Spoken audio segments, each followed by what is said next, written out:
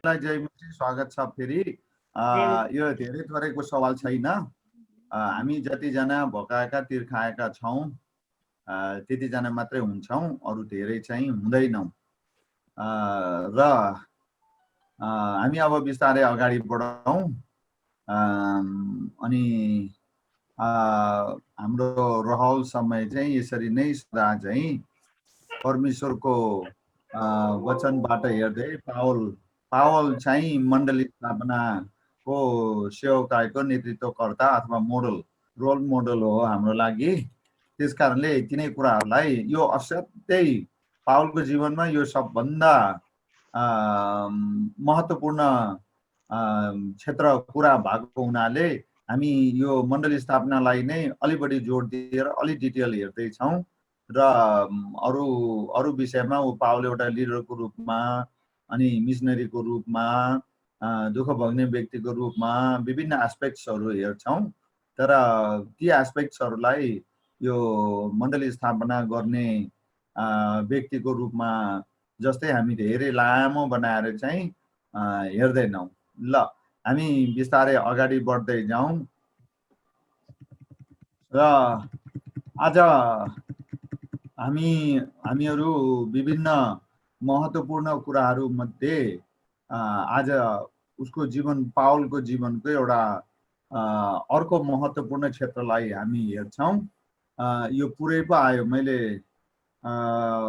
Animation के अरे animate गराएको थिएँ, कता कता गयो के भन्छ ल त भाइ बहिनीहरू सबैलाई स्वागत छ। हामी बिस्तारै अगाडि बढ्दै जाँदाखेरि बेस हुन्छ होला। के गरौँ, अब पावलको सेवकाई चाहिँ मुख्य आउटस्ट्यान्डिङ उसको पहिचान परिचय अनि पावलको बारेमा जो जतिले जे जति विषयहरू अध्ययन गर्छन् तीमध्ये सबैभन्दा मुख्य चाहिँ उसको मण्डली स्थापनाको सेवकाईको रणनीति नै सबभन्दा मुख्य कुरा हो पावलको जीवनको, है त। त्यस कारणले गर्दाखेरि हामी अब बिस्तारै पढ्दै जाउँ। तपाईँहरू जो जति हामीसँग जोइन हुनु भएको छ, बाइबल पनि साथमै दाहिनेतिर देब्रेतिर बाइबल पनि राख्नु हुनलाई पनि अनुरोध गर्दै हामी अगाडि बढ्दै जान्छौँ। ल अनि रणनीति चाहिँ कस्तो थियो त पावलको, तौर तरिका, मण्डली स्थापनाको रणनीति? अस्ति नै योभन्दा अघिल्लो क्लासमा हामीले हेरेका थियौँ। उसले मण्डली स्थापना मात्रै गरेन पावलले, र पावलले स्थापना गरेको मण्डलीको डिएनए नै के थियो भनेर हामीले कुरा गरेका थियौँ। कसैले भनिदिनुहोस् त अस्तिको क्लासमा हुनुहुनेहरूले, पावलले स्थापना गरेको मण्डलीको डिएनए चाहिँ के थियो अरे?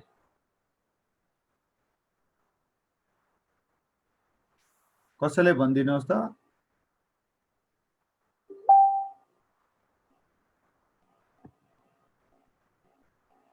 थाहा भएन? कोही पनि बोल्नु भएन त। के थियो भन्नुहोस्।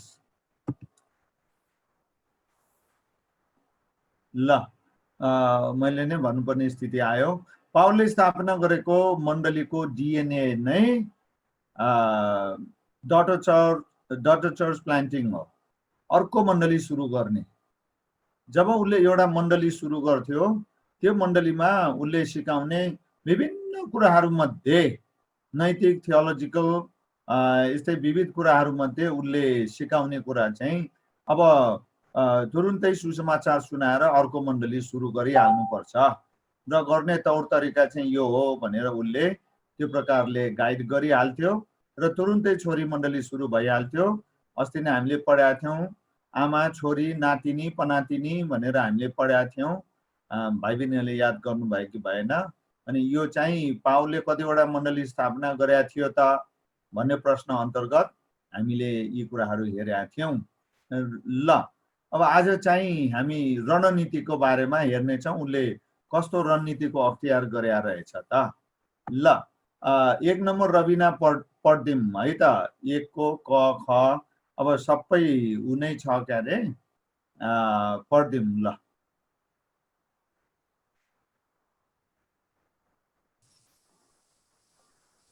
जहिले पनि सभाघरबाट प्रचार थाले, जहाँ उनले दुई कुरामा प्राथमिकता दिए, सुसमाचार सुनाए। यो पनि पढ्ने हो गुरुबा? ल त्यो खण्ड पनि पढौँ। प्रेरित 19:8, 19:11।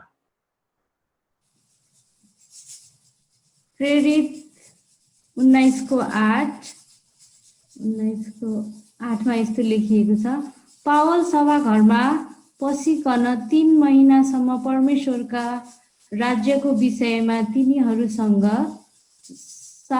साहसपूर्वक बहस गरे र मानिसहरूलाई बुझाइरहे। नम्बर ख, आश्चर्य कर्म गरे। 19:11 परमेश्वरले पावलको हातबाट असाधारण आश्चर्य कामहरू गर्नुभयो। धन्यवाद रविना। ल अब हामी यहाँ भएको एक दुईवटा कुराहरूलाई अलिकति विचार गर्दै जाउँ। तपाईहरु सबैलाई जतिजना हुनुहुन्छ, मेरो अर्को ओपन खुल्ला प्रश्न चाहिँ के छ भने, यो पावलले सभाघरबाटै प्रचारको सुरुवात गर्नुको कारण चाहिँ के थियो होला? लु कसैले भन्नुहोस् त, किन होला? गाउँठाउँ सहर बजार उले त्यत्रो सहरबाट व्यापारिक केन्द्रबाट सुरु गर्नुपर्छ, सहरबाट सुरु गर्नुपर्छ भनेर त्यत्रो सिकायो, तर प्रचारको सुरुवात भने सभाघरबाट नै गरेको कुरा यहाँ उल्लेख छ। किन? लु कसैले भनिदिनु पर्यो। आज तपाईहरुसँग धेरै कुरा गर्ने विचार छ मेरो, म मात्रै होइन। मेरो स्लाइड्सहरुबाट थोरै, तपाईहरुको विचार धारणा धेरै आज हुन्छ है। ल त्यही कारणले यहाँ ब्र्याकेटमा ठाउँ-ठाउँमा प्रश्न देख्नुहुन्छ आज। किन पावलले सभाघरबाट नै सुरु गरेको? त्यहाँ विभिन्न मान्छेहरू चाहिँ अब सभाको लागि भेला हुने भएको कारणले होला कि? धन्यवाद रविना। अरु नानीहरू, बाबुहरू भन्नुहोस् त।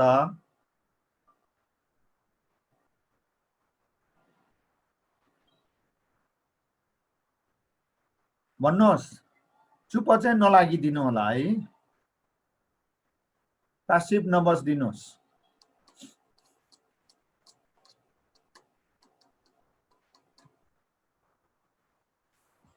खै कोही पनि बोल्नु भएन, के भयो आज? मेरो विचारमा चाहिँ त्यहाँ चाहिँ अब विभिन्न ठाउँहरूबाट मान्छेहरू भेला हुने, अनि विभिन्न थरीको मान्छेहरू भेला हुने, शास्त्री फरिसीहरू पनि भेला हुने भएर हो कि? ल रिमा, कभर गर्नलाई। हजुर हजुर, धन्यवाद। जे होस्, आफूलाई लागेको कुरो चाहिँ भन्नु है, खुरु मिल्ने नमिल्ने कुरा भोलि पर्सि गरौँला, लागेको कुरो चाहिँ भनिहाल्नु। किनभने सभाघरमा उपस्थित भएको मान्छेहरूलाई चाहिँ अलिअलि थाहा भएर होला। अलिअलि के थाहा भएको होला? विश्वासको बारेमा हो। ल हाम्रो केदार भाइ भन्नुहोस्।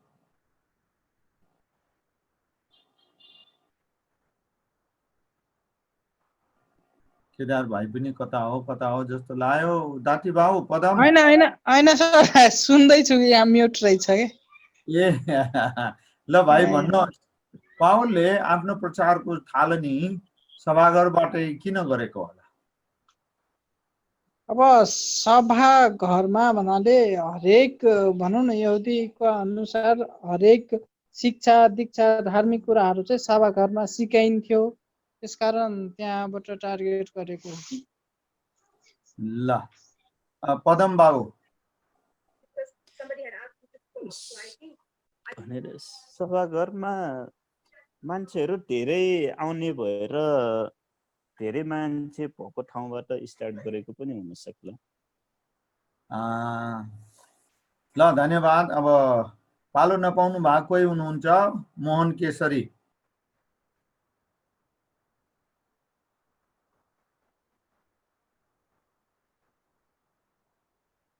ल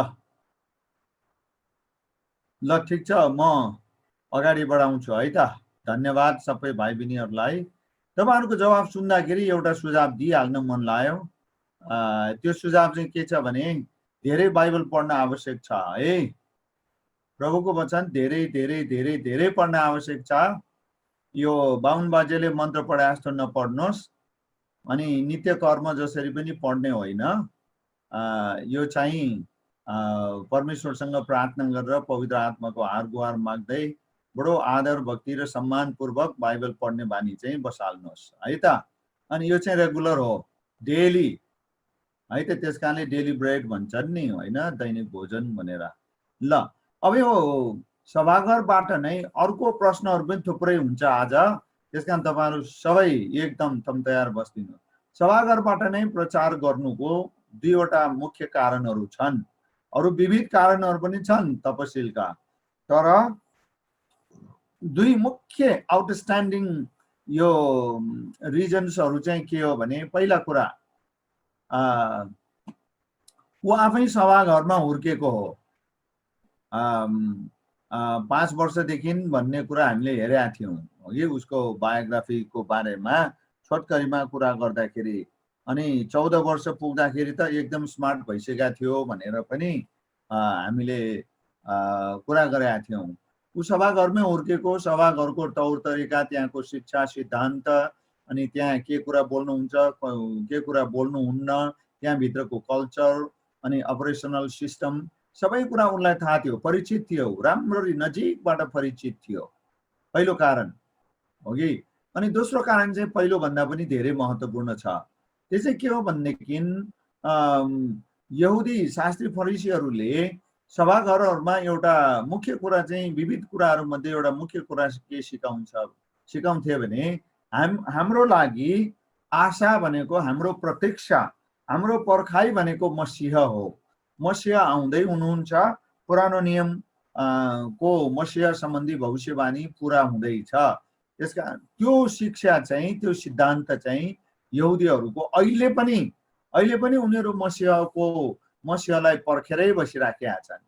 अनि सभाघरमा यो कुरा चाहिँ निकै बलियोसँग प्रचार गर्थे, सिकाउँथे त्यहाँका शास्त्री फरिसीहरूले। हो, पावललाई ठ्याक्कै थाहा भयो यो भनेको के हो, त्यसकारणले रिलेट गर्नलाई सजिलो भयो। त्यो पुरानो नियमको मसीह जसको बारेमा त सिकाइएको छ, उहाँ आउँदै हुनुहुन्छ भनेर, अनि उहाँ चाहिँ आइसक्नु भएको छ। कन्ट्याक्ट पोइन्ट पुरा बुझ्नुभयो। अस्ति पावलकै लाइफको बारेमा हामीले सुन्दाखेरि कन्ट्याक्ट पोइन्टलाई चाहिँ विचार गर्नुहोस् है। जुन ठाउँमा जुन व्यक्ति, समुदाय, समूह, समाज, संस्कार भएको मान्छेहरू कहाँ सुसमाचार लिएर तपाईँ जानुहुन्छ, त्यहाँ चाहिँ सबभन्दा पहिले म्यान अफ पिसलाई खोज्नुहोस्। त्यो भनेको कन्ट्याक्ट पोइन्ट हो, वेयर टु बिगिन होइन, अनि फ्रम होम टु बिगिन। त्यसकारणले अनि यो मसीह चाहिँ सभाघरको मान्छेहरूको निम्ति, यहुदीहरूको निम्ति कन्ट्याक्ट पोइन्ट थियो पावलको सुसमाचारको। त्यसको उहाँ चाहिँ आइसक्नु भएको छ भनेर पावलले सयौं प्रमाणहरू जुटाएर प्रचार गर्थ्यो, एकदम शक्तिशाली प्रचार गर्थ्यो। अनि कतिपय सभाघरहरूबाट उसले लखेटेको कुराहरू पनि छ। अनि कतिपय सभाघरहरूमा जम्मा भएका यहुदीहरू, उनीहरूको धर्म संस्कारको निम्ति जम्मा भएका यहुदीहरू प्रायले विश्वास गरेको, प्रभुलाई विश्वास गरे भनेर कहीँ त यहाँ प्रेरितको पुस्तक तपाईँले पढ्नुभयो भने यो सभाघरको शासक भनेर लेखेको छ। सभाघरको मुख्य व्यक्तिहरूले पनि पावलको सुसमाचारलाई विश्वास गरेका थिए। कारण चाहिँ के हो त भन्दा, तपाईहरूले पर्खिराख्नु भएको येशू जो मसीहा हुनुहुन्छ, उहाँ आइसक्नु भएको छ। यो कारणले, यो प्रमाणले तपाईहरूको शास्त्रमा लेखिएको यो ठाउँको यो के अरे भविष्यवाणीहरू चाहिँ फलानामा पूरा भएको छ भनेर प्रचार गर्दा उनीहरूले देखेको, सुनेको, जानेको र आफ्नै गाउँ वरिपरि देशमा नजिकै देखेको, जानेको, बुझेको हुनाले धेरैले विश्वास गरे है त। अनि यो कुराको कारणले गर्दाखेरि सभाघरबाट नै पावलले प्रचार थालेको थियो। अब यसबाट तपाईँ नि मैले के सिक्नु पर्यो त भन्दाखेरि, पहिलो कुरा पहिलो कुरा चाहिँ तपाईँ हामीहरू जुन गाउँ टोल समाजमा साथी सङ्गी दौतेरीहरूको बिचमा हुर्क्यौँ अनि जुन ठाउँमा हामीहरू छौँ त्यो ठाउँको बारेमा तपाईँ हामीलाई ज्ञान छ, थोर बहुत आधारभूत ज्ञान छ, पहिलो कुरा। दोस्रो कुरा, अनि तपाईँ हामी जहाँ बस्छौँ, जहाँ बसेका छौँ अहिले, त्यो ठाउँको धर्म संस्कार परम्परा, मान्छेहरूको आशा इच्छा, उनीहरूको धर्म कर्मको उद्देश्य हामीलाई थोर बहुत जानकारी छ। हो त्यसकारण तपाईँ हामीले पनि मानिसहरूलाई सुसमाचार सुनाउँदाखेरि यसरी नै रिलेट गरेर सुनाउने गर्नुहोस्।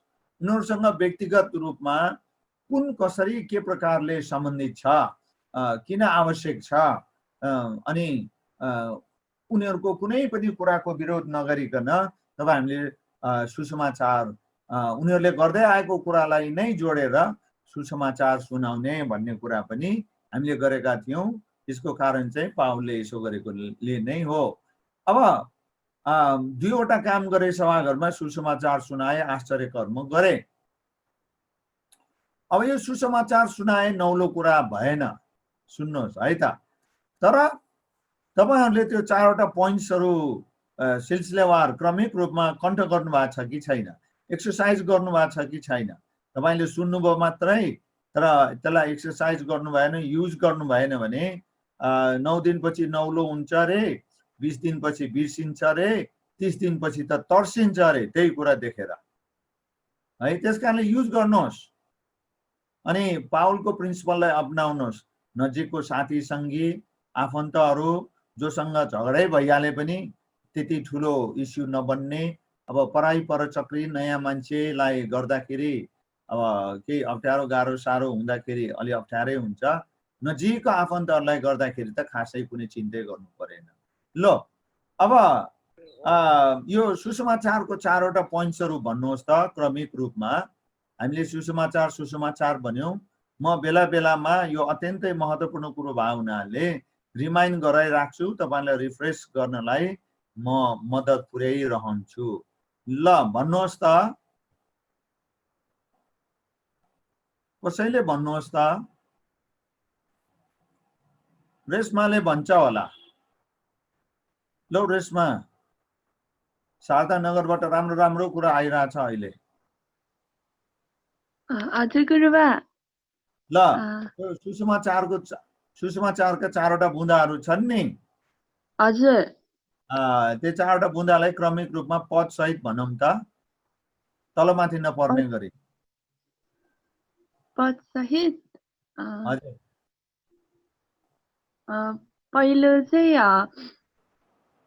यो संसारलाई सृष्टि गर्नुहुने परमेश्वरले चाहिँ हामीलाई धेरै प्रेम गर्नुहुन्छ। अनि त्यो चाहिँ यूहन्ना 3:16 छ। अनि उहाँले हामीलाई प्रेम गर्नुभएकै कारणले गर्दाखेरि चाहिँ अनि हामी मानिस जाति चाहिँ एकदमै हामी कोही पनि धर्मी छैनौँ अनि हामी सबैजना पापी छौँ। अनि उहाँले हामीलाई प्रेम गर्नुभएकै खातिर चाहिँ अनि हामी पापी छँदै परमेश्वरले चाहिँ हाम्रो निम्ति चाहिँ येशू ख्रीष्ट चाहिँ संसारमा पठाउनु भयो। व्याख्या गर्नु परेन नानी, सरासरी पोइन्ट्सहरू मात्रै, पोइन्ट्सहरू र पदहरू मात्रै भन्न पुग्छ। अनि के अरे दोस्रो चाहिँ हामी कोही पनि धर्मी छैनौँ, त्यो चाहिँ रोमी 3:10 अनि रोमी 6:23 अनि त्यसपछि येशू ख्रीष्ट। गल्ती भयो, पद गल्ती भयो।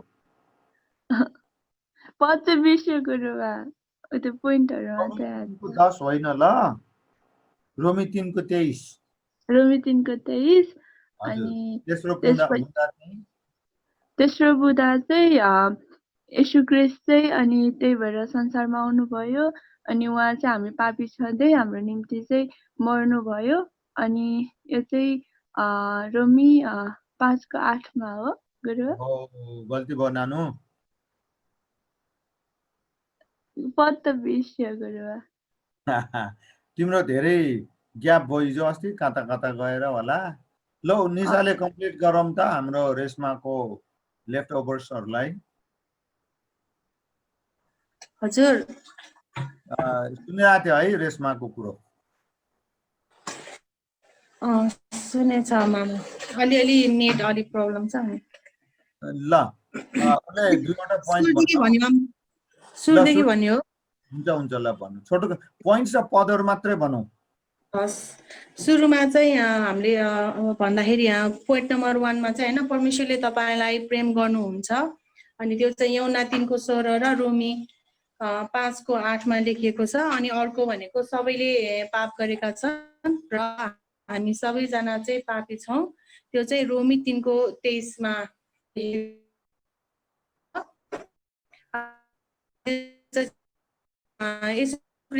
संसार भयो पाप भयो त्यो चाहिँ पहिलो कोरिन्थी 15:3-8 पदमा चाहिँ लेखिएको छ अनि त्यसैले चाहिँ प्रभु येशूलाई चाहिँ अब स्वेच्छाले एक मात्र प्रभु र मुक्तिदातालाई स्वेच्छाले ग्रहण गर्न अथवा विश्वासद्वारा चाहिँ ग्रहण गर्नुपर्छ भन्ने कुरा चाहिँ एफिसी 2:8 र 9 मा लेखिएको छ अनि अर्को चाहिँ प्रकाश 3:20 मा चाहिँ लेखिएको छ ल धन्यवाद धेरै थ्याङ्क यू सो मच ल अब बुझिहालेको छ सुनिहाल्यो अब अरूलाई पनि आउँछ होला अब रिमाले एकचोटि यसलाई रिस्टेट गरिदिनु पर्यो ल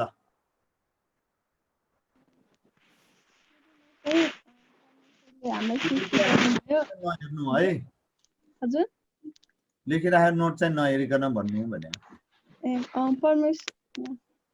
परमेश्वरले हामीलाई सृष्टि गर्नुभयो अनि परमेश्वरले हामीलाई प्रेम गर्नुहुन्छ त्यो चाहिँ रोमी 5:8 अनि हामी चाहिँ सबैजना पापी हजुर अर्को मुख्य पदै सबभन्दा मुख्य पदै भनेन छुटायो यूहन्ना 3:16 अनि त्यसो रोमी 5:8 धन्यवाद 5:8 अनि हामी चाहिँ सबैजना पापी छौँ त्यो चाहिँ रोमी 3:23 अनि परमेश्वर चाहिँ हाम्रो पापको निम्ति संसारमा आउनुभयो हाम्रो पापको निम्ति मर्नुभयो त्यो चाहिँ 1 कोरिन्थी 15:3-8 अनि लास्टमा चाहिँ इन्टरप्ट गरौँ है हजुर यो रिमालाई मात्र होइन सबैलाई है यो प्रभु यीशु संसारमा आउनुभयो मर्नुभयो त्यतिमा मात्रै कुरा नटुङ्ग्याउनु है यो तेस्रो बुँदा चाहिँ अलिकति महत्त्वपूर्ण कुरा अझ बाँकी छ मर्नुभयो अनि त्यसपछि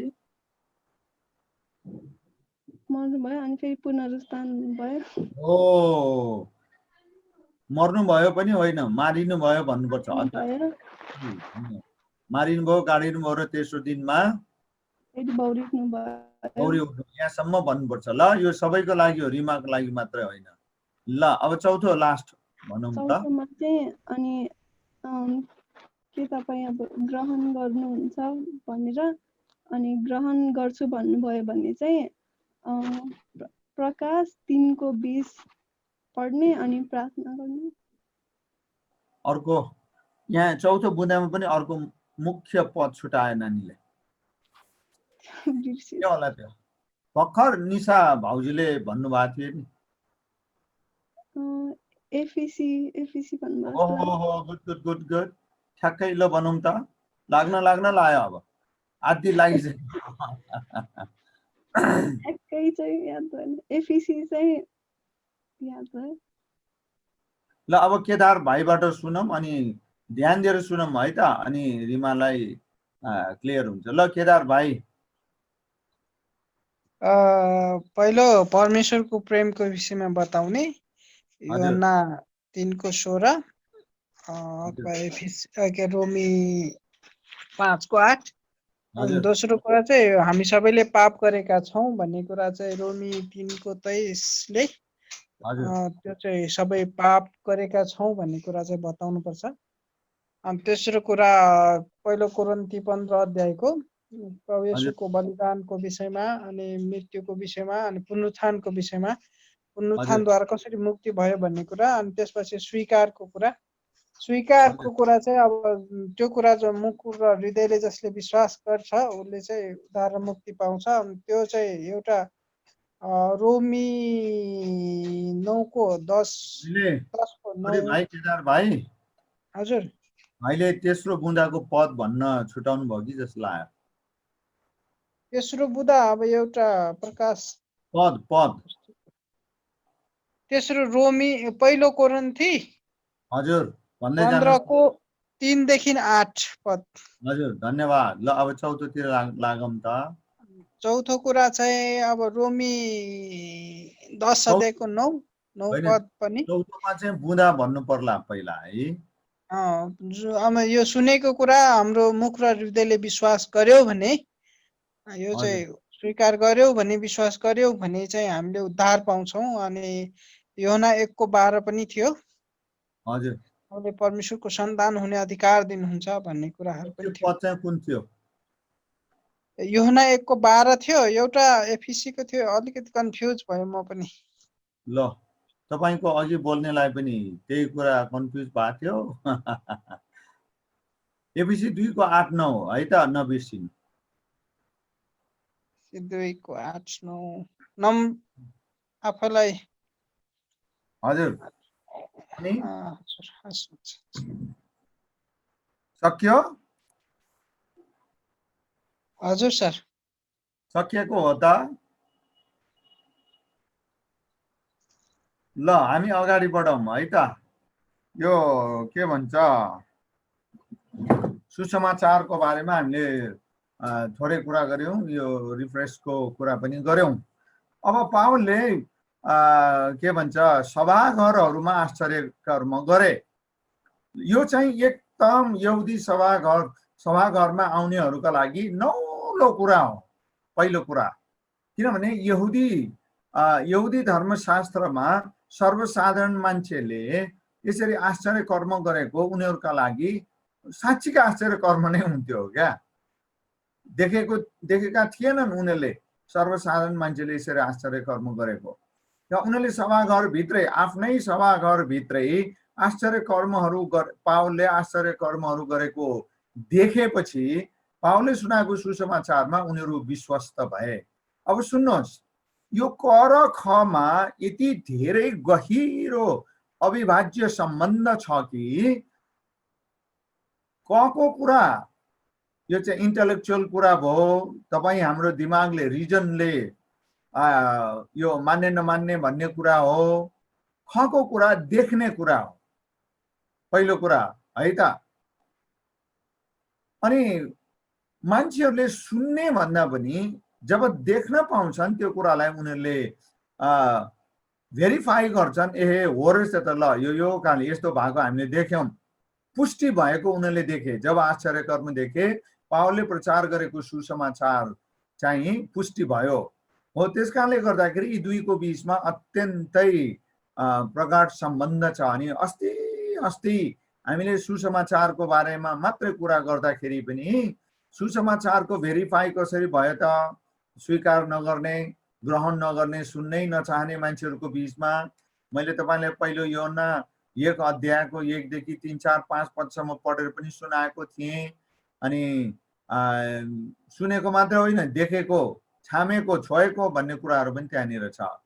अनि आश्चर्य कर्म, त्यसकारण तपाईँहरूले पनि सुसमाचार सुनाउन जानु अघि यदि तपाईँ कसलाई सुनाउन जाँदै हुनुहुन्छ भन्ने थाहा छ भने उहाँको नाम लिएरै 2-3 दिन अघिदेखि प्रार्थना गर्नुहोस्, ताकि पवित्र आत्माले उसलाई उसको हृदयलाई प्रभु यीशुलाई ग्रहण गर्नको निम्ति तयार गर्नुहोस् भनेर चाहिँ तपाईँले प्रार्थना गर्नु। कुनै पनि गाउँ ठाउँ समाजमा सुसमाचार सुनाउन जाने हो भने। अनि यसको लागि तपाईँले पहिलो कोरिन्थी 12 अध्यायको 2-3 पद पढ्नुभयो भने राम्रोसँग बुझ्नुहुन्छ है त। है यो चाहिँ अब पहिलो कुरा मात्रै हामीले गर्यौँ। अब दोस्रो कुरातिर लागौँ है त। ल अब रिमाले पढौँ 2 नम्बरको।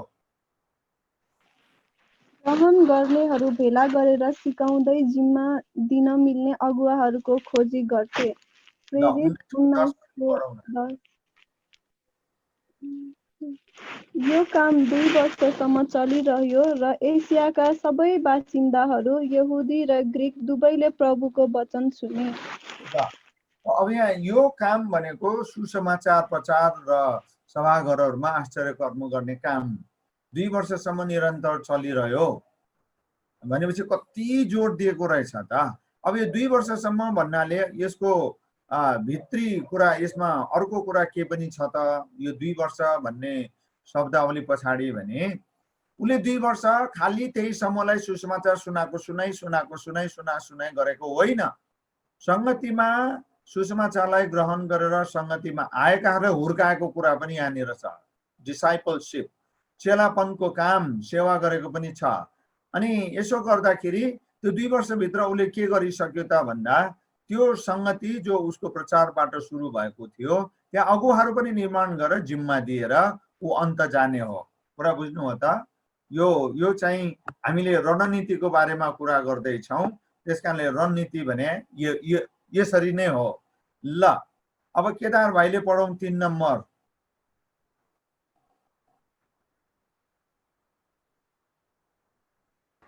कति नम्बर पढ्नु पर्यो सर? मैले कम्प्युटरबाट जोइन गरेँ। 3 नम्बर। उक्त ठाउँमा विशेष व्यक्ति छानेर त्यहाँको सेवकाई जिम्मा लाएर अन्त गाह्रो भयो, मिलेन?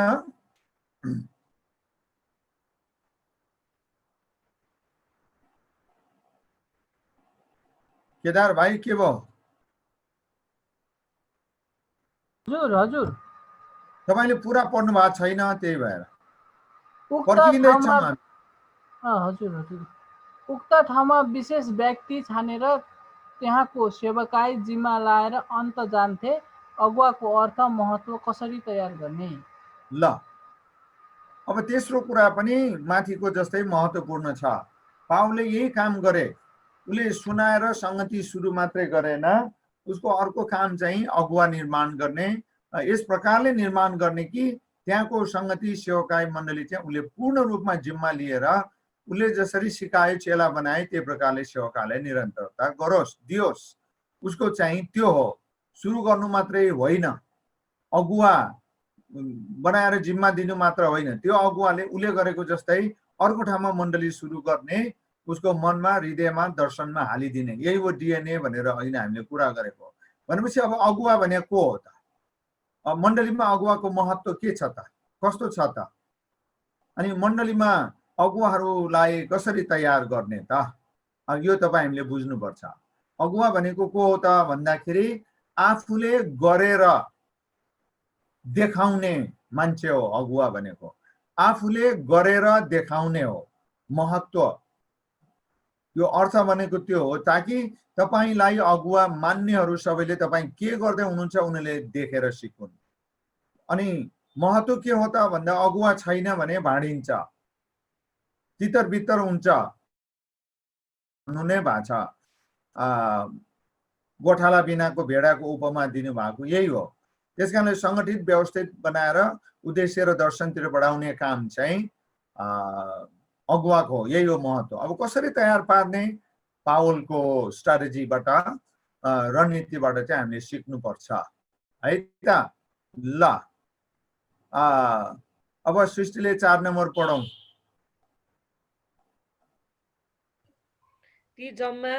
ती जिम्मा दिएर छाडेकाहरूलाई बारम्बार भेटेर वा पत्रहरूद्वारा उत्साह दिइरहन्थे। फलोअप, हुर्काउने काम। जिम्मा दियो, सक्यो, पूर्ण विराम लाग्यो, अब यहाँ मेरो आवश्यकता छैन। पावलले कहिले पनि त्यसरी सोचेन। उसले 2 वर्ष 3 वर्ष कति लगाएर अगुवा निर्माण गरेर सुरु गरेको चर्च जिम्मा दिएर अन्त सुसमाचार सुनाएर मण्डली सुरु गर्न गए तापनि उसले निर्माण गरेर जुन चाहिँ सेवकाईको मण्डलीको जिम्मा दिएर उनीहरूलाई चाहिँ बारम्बार उसले चाहिँ भेट्न जान्थे। कुरा बुझ्नुभयो? प्रयोगको पुस्तक पढ्नुहोस् तपाईँ, यो महिनाभरिमा धेरै पटक पढ्नुहोस् प्रयोगको पुस्तक। अनि तपाईँ के सुन्दै हुनुहुन्छ र कसरी बुझ्नुहुन्छ त्यसले धेरै फरक पार्छ। अनि भेट्ने मात्र होइन, उसले पत्रहरू लेखेर, चिठीहरू लेखेर पनि रिमाइन्ड गराइरहन्थे, तिमी को हौ, तिमीले के गर्नुपर्छ, तिमीले गरिरहेको काम के हो, कस्तो हो, किन यसलाई अगाडि बढाउनु पर्छ महत्त्व दिएर। यो चाहिँ भेटेरै फिजिकल्ली र पत्रहरूद्वारा समेत यसरी उत्साह दिइरहन्थे। अब यसबाट चाहिँ तपाईँ हामीले के बुझ्नु पर्यो भने तपाईँले जहाँ मण्डली सुरु गर्नुहुन्छ, सङ्गति नयाँ ठाउँमा, अनि त्यहाँ जिम्मा दिएको व्यक्तिलाई तपाईँले बेला बेलामा भेट्नुपर्छ। अब अचेल त असाध्यै सजिलो छ। पावलको पालामा भन्दा अहिले त 10 लाख गुणा सजिलो छ। अब उति बेला त चिठी पनि कसैलाई बोकाएर पठाउनु पर्थ्यो। ल भाइ फलाना ठाउँमा गएर यो चिठी दिएर आऊ, हस् भन्नलाई गाह्रो थियो त्यति बेला हुन्छ भन्नलाई। किन कहिलेकाहीँ महिनौँ हिँड्न पर्थ्यो अनि चोर डाँका फटा लुटेराहरूको शिकार बन्नु पर्थ्यो बाटोमा धेरै। त्यति बेलाको अवस्था त्यस्तो थियो। तैपनि पावलले चाहिँ त्यो हदसम्मको समर्पित चेलाहरू तयार पारेर हुर्काएको थियो है त। उसको मण्डली स्थापनाको रणनीति हो यो चाहिँ। हामी तपाईँले यो बुझ्नुपर्छ। ल धन्यवाद।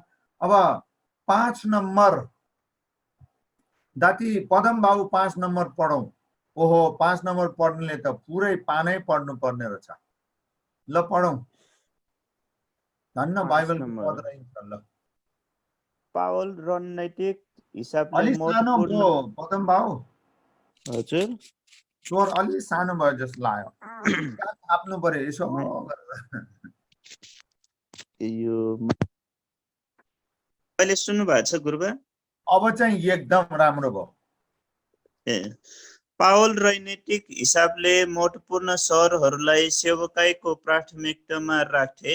व्यापारिक, प्रशासनिक, शिक्षा, स्वास्थ्यको केन्द्र जहाँ मान्छेको आवत जावत भइरहन्छ। उनी मण्डली सुरु गर्न अघि मण्डली घर खोज्दै हिँड्ने खालका मान्छे होइनन्। उनको यस्तो सेवाबाट सिक्नु पर्ने कुराहरू। तपाईँ जहाँ हुनुहुन्छ त्यहाँबाट सुरु गर्नुहोस्। खमा तपाईँसँग जे जस्ता व्यक्तिगत कुराहरू छन् त्यसैबाट सुरु गर्नुहोस्। धेरै सुविधाको पछि नलाग्नुहोस्। आफ्नो निजी सरसामान र सम्पत्तिको लगानी गर्नुहोस्। ग तपाईँसँग जे छ त्यसको सबैभन्दा उत्कृष्ट राम्रो भाग यो सेवाको लागि दिनुहोस्। क हृदयले नै यसो गर्न थाल्नु भएपछि परमेश्वरले जे जति दिनुपर्ने हो दिन थाल्नुहुन्छ। हजुर त्यो You अंग्रेजी give your पनि best. पढ्नुहोस्। हजुर You give your best and God will do the rest. कस्तो राम्रो, सम्झिनु सजिलो। ल रिमा त्यहाँ नहेरिकन भनौँ त त्यो अंग्रेजी चाहिँ। म्युट भयो। अब हेरिहाल्यो सक्छ You give your best and God will do the rest. है। यो हाम्रो लाइफको प्रिन्सिपल बनाउनु पर्छ है भाइ बहिनीहरू। तपाईहरु जो जति हुनुहुन्छ नि, let us do the best and God will certainly do the rest. हो कि होइन? हो।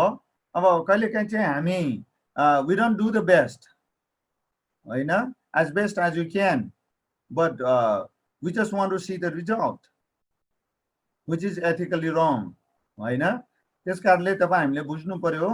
यहाँ हाम्रो पदम बाबुले पढेर सुनाएको जस्तै यो सहरको कुरा हामीले यसअघि पनि गरिसक्यौँ, त्यस कारणले ज्यादा गर्ने छैनौँ। अब यो 4वटा बुँदालाई चाहिँ भाइ बहिनीहरूले धेरै जोड दिनुहोस्। Let's translate it into practice है त। तपाईँ जहाँ हुनुहुन्छ त्यहीँबाट सुरु गर्नु। नयाँ नौलो ठाउँमा पर टाढा खर्च गरेर, समय धनको खर्च गरेर नजानुहोस्। तपाईँ जहाँ हुनुहुन्छ त्यहीँबाट सुरु गर्नुहोस्। यसको लजिक के हो? यसको पावलको यसको पछाडिको लजिक के हो? तपाईहरुलाई सुरुदेखि सायद मैले रिमाइन्ड गराउँदै आएको थिएँ जस्तो लाग्छ। We every one of us are the local missionaries. बिर्सिनु भयो? तपाईँ जहाँ जन्मेर हुर्किनु भयो त्यहीँबाट प्रभुले तपाईलाई चुन्नु छान्नुभयो। किनभने त्यही ठाउँको लागि तपाईलाई परमेश्वरले मिसनरीको सेवाकाई गरेको चाहनुहुन्छ। केदार भाइले आफ्नै गाउँमा मिसनरी, मलाई प्रभुले मिसनरी बनाएर यहाँ राख्नु भएको हो भनेर बुझ्नु पर्यो। पदम बाबु जहाँ छ, जहाँ बसिरहेछ जुन टोलमा, त्यहाँ सृष्टि, रिमा, रेशमा होइन, निशा, जो जति हामी यहाँनिर छौँ या अरू, तपाईँले अरू मण्डलीका भाइ बहिनीहरूलाई पनि यो कुरा इन्करेज गर्नुहोस्। किन तपाईँलाई त्यही गाउँबाट, त्यही ठाउँबाट त्यही टोलबाट चुन्नु छान्नु भयो त भन्दा त्यही गाउँ टोलमा तपाईँ मिसनरी भएको प्रभु चाहनुहुन्छ। त्यसकारण अन्त टाढा नचिनेको पराई मान्छे कहाँ जानु परेन है त। अनि खले चाहिँ के भन्छ भने नि, तपाईँ प्रभुको आफ्नै गाउँ टोलमा आफन्तहरूकै बीचमा प्रभुको सुसमाचारको प्रचार गर्ने स्थानीय लोकल मिसनरी बन्न चाहनुहुन्छ भने कसैबाट केही पनि कुराको आशा र लोभ नगर्नुहोस्। आफ्नै व्यक्तिगत इनिसिएटिभ्सबाट तपाईले सुरु गर्नुहोस्। आफ्नै धेरथोर खर्च गर्नु पर्ला, समय लगाउनु पर्ला, घरमा बोलाएर चिया खाजा नास्ता खुवाउनु पर्ला हाम्रो यो सम्बन्ध बिल्डअप गर्नको लागि। अनि तपाईसँग भएका जिन्सी सामानहरूको प्रयोग गर्नु पर्ला, खर्च गर्नु पर्ला। अनि सानतिनो कुराहरू तपाईँ आफैले खर्च गर्नुहोस्, किनभने प्रभुले के भन्नुहुन्छ भने जहाँ तिम्रो धन त्यहाँ तिम्रो मन। त्यसकारणले हाम्रो मन चाहिँ धनतिर भन्दा पनि प्रभु यीशुको सुसमाचारतिर हुनु पर्यो। पौलिन प्रिन्सिपल यही हो, धन मान इज्जततिर भन्दा प्रभु यीशुको सुसमाचारतिर हुनु पर्यो। त्यसकारण तन्नेरी भाइ बहिनीहरू, तपाईँहरू जहाँ हुनुहुन्छ तपाईँ सुसमाचारको लागि जिउनुहोस्। तपाईँको कमाई लगानी गर्नुहोस्, तपाईँको पैसा लगानी गर्नुहोस्। अनि हामीले तल तपाईँलाई कन्ट्याक्ट गर्नलाई मैले अनुरोध गरेको कारण यही हो। चर्चसँग मागेर 10 रुपियाँ पनि चर्चसँग मागेर, 10,000 पनि चर्चसँग मागेर सानतिनो मण्डलीको लागि, प्रभुको मिसनको सेवाको लागि, मण्डली स्थापनाको सेवाको अभियानको लागि आफ्नो पर्सनल पनि सम्पत्ति खर्च जे छ जे सकिन्छ, घरमा ठुलो क्षति हानि नोक्सानी सङ्कष्टै निम्ति नै किसिमले चाहिँ होइन, तर म मेरो पसिनाले आँसुले परिश्रमले कमाएको थोरै रकम चाहिँ प्रभुको सेवाको निम्ति म खर्च गर्छु। त्यसरी खर्च गर्नुहोस् अनि God will do the best in your life. कुरा बुझ्नुभयो? त्यसकारणले तपाईसँग भएको उत्कृष्ट भाग परमेश्वरको सेवाको लागि दिन सिक्नु पर्यो, दिन जान्नु पर्यो। अनि यो नगरेसम्म सेवा हुँदैन नि। भाइ बहिनीहरू सुन्नुहोस् है, तपाईहरु 9 जना हुनुहुन्छ, म लगायत 10 जना छौँ हामीहरू। आज तपाईले यो कुरा बुझ्नुहोस्, पावलको मण्डली स्थापनाको रणनीतिको बारेमा कुरा गर्दाखेरि तपाईले आफ्नो खल्तीबाट पनि प्रभुको सेवाको लागि खर्च गर्नुहोस्। यो जान्नु पर्यो, सिक्नु पर्यो, अनि तपाईबाट अरूले पनि सिक्छन्। अनि फेरि यहाँनिर मैले सचेत गराउनु पर्छ तपाईलाई, यसलाई दशांशको रिप्लेसको रूपमा नलिनुहोस्, गलत हो त्यो है त। यसलाई दशांशको रिप्लेसमेन्टको रूपमा नलिनुहोस् है त। कुरा क्लियर छ? यो गर्नुपर्छ। अब बेला आइसकेको छ, समय आइसकेको छ, गर्नुपर्छ। आफ्नो कमाईबाटको खर्च परमेश्वरको सेवाको लागि गर्नुपर्छ है त। तपाईहरु तयार हुनुहुन्छ? यसरी नै प्रभुले तपाईलाई चलाउनुहुन्छ है त। You do the best as much as you can, then God will do the rest. यो God will do the rest भनेको के भने त, तपाईले परिश्रम गरिरहनु भएको ठाउँमा उहाँले प्रशस्त आशिष दिनुहुन्छ। तपाईले सोच्दै नसोचेको काम त्यहाँ हुन्छ तपाईद्वारा। अनि तपाईले आफ्नो कमाईबाट गर्नुभएको खर्चको चित्त दुख्दैन जब त्यो प्रभुले तपाईबाट गर्नुभएको कामले तपाई देख्नुहुन्छ नि, कालान्तरमा तपाईलाई चित्त दुख्दैन। अनि तपाई उत्साहित भएर त्यसपछि अरु धेरै ठाउँमा गर्ने भएर जानुहुन्छ। एकातिर यो छ, अर्कोतिर तपाईको आय आम्दानी जागिरमा पनि प्रभुले आशिष दिन सक्नुहुन्छ। You will do the best भन्ने कुरा यो चाहिँ अनुभवको कुरा, सिद्धान्तको कुरा होइन। त्यसकारणले if you don't do the best, God will never do the rest for you. यो चाहिँ तपाईले बुझ्नु पर्यो है त।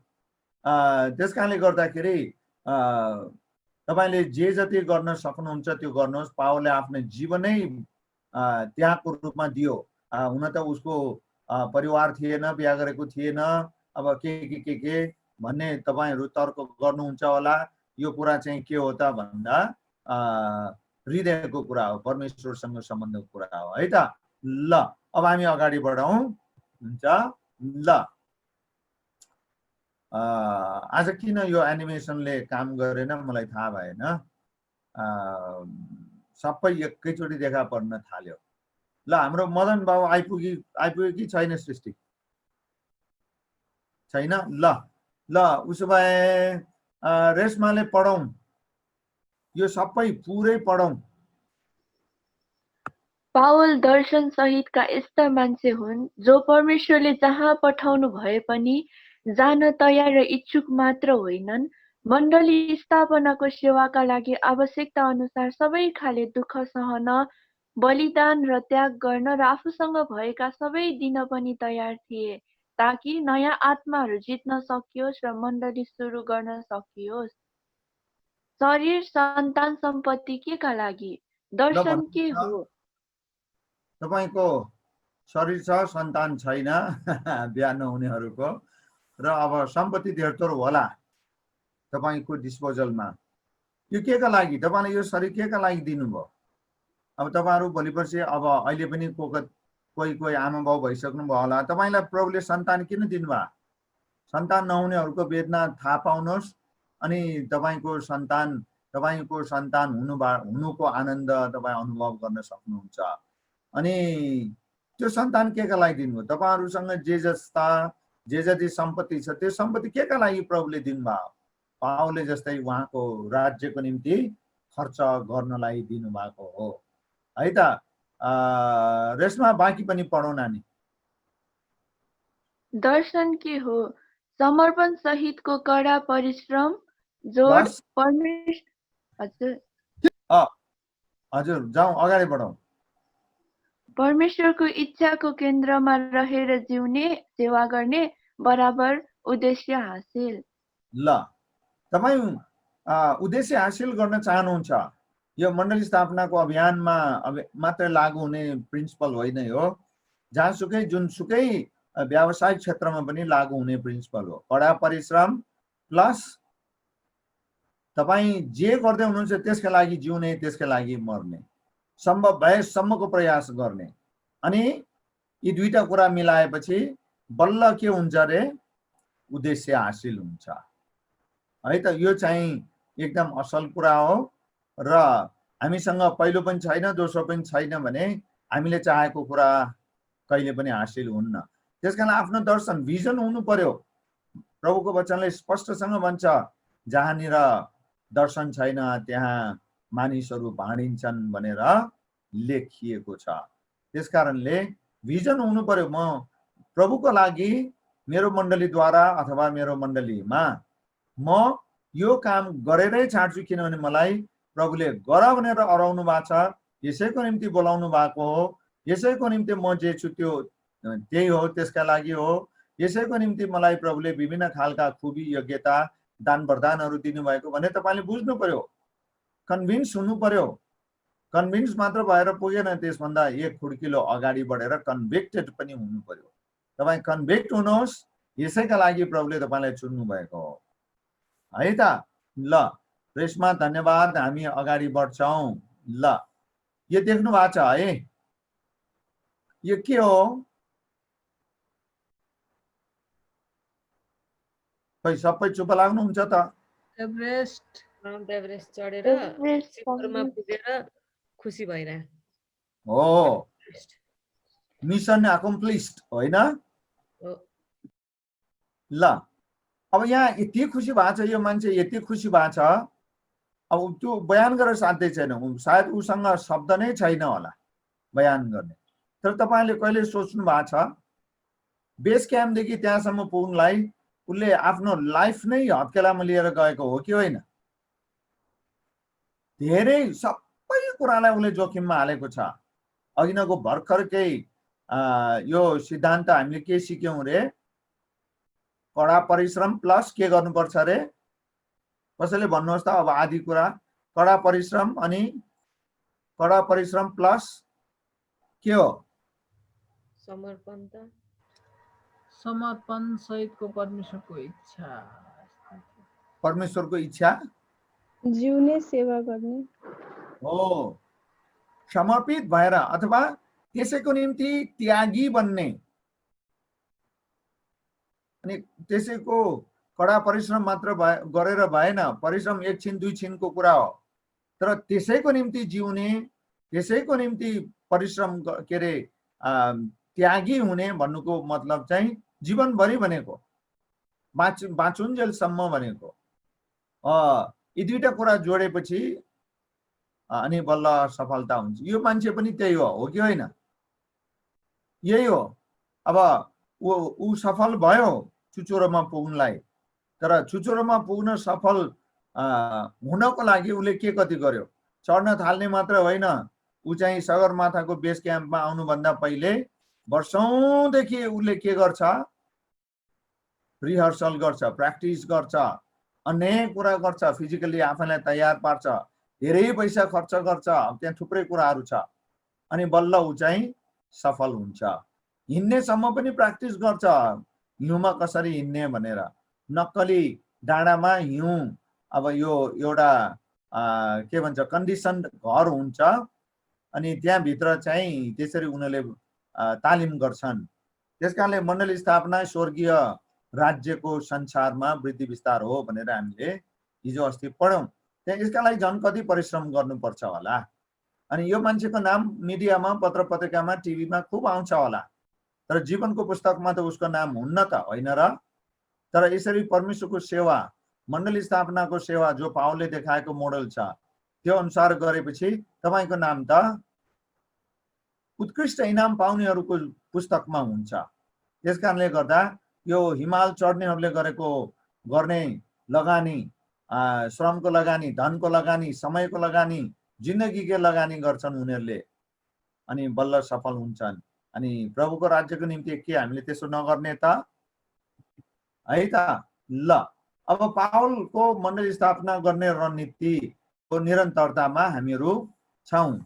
ल, अब निशाले पढौँ, सबै पढ्नु पर्ने रहेछ। ओहो, बाइबलको पद पनि निकै थुप्रै रहेछ। ल है, बाइबल पल्टाएर तयार पनि हौँ सबैजना। ल निशा पढौँ।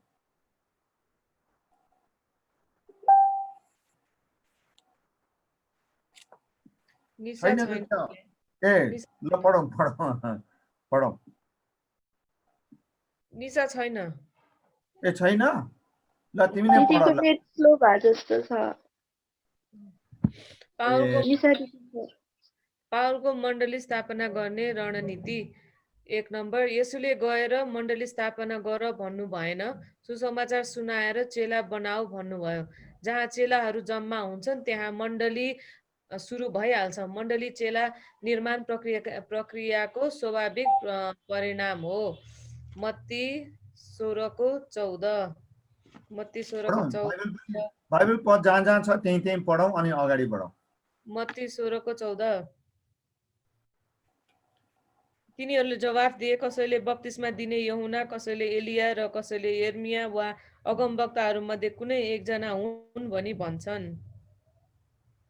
हजुर, अनि र फिलिपी 2:2-9। लामो छ, पढौँ, पढ्नुपर्छ। पल्टिँदैछ। फिलिपी 2:2-9।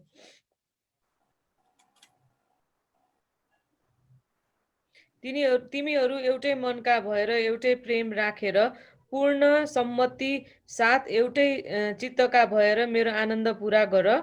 स्वार्थ वा अहङ्कारमा केही नगर, तर नम्रतामा एउटाले अर्कालाई आफूभन्दा श्रेष्ठ ठान। तिमीहरू हरेकले आफ्नै हित मात्र नखोज, तर अरूका हितलाई पनि हेर। तिमीहरूमा यस्तो मन होस् जो ख्रीष्ट येशूमा पनि थियो। परमेश्वरको स्वरूपमा भएर पनि उहाँले परमेश्वरको बराबरी हुने कुरालाई एउटा पक्रिराख्ने वस्तु जस्तो ठान्नु भएन, तर आफैलाई रित्याइकन कमाराको रूप धारण गरेर तथा मनुष्य भएर जन्मनु भयो। स्वरूपमा मानिस जस्तै भएर आफैलाई होच्याउनु भयो र मृत्युसम्म अर्थात् क्रुसको मृत्युसम्म आज्ञाकारी रहनु भयो। यसै कारण परमेश्वरले उहाँलाई अति उच्च पार्नुभयो र उहाँलाई त्यो नाउँ प्रदान गर्नुभयो।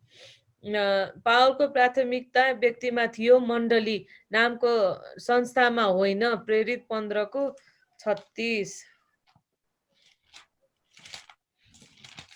प्रेरित 15:36।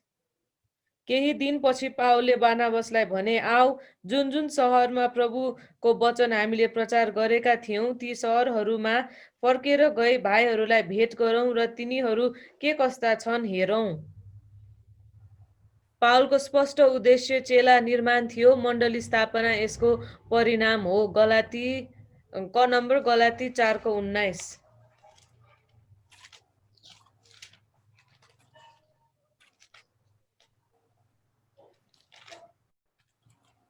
मेरा साना बालक हो, ख्रिस्ट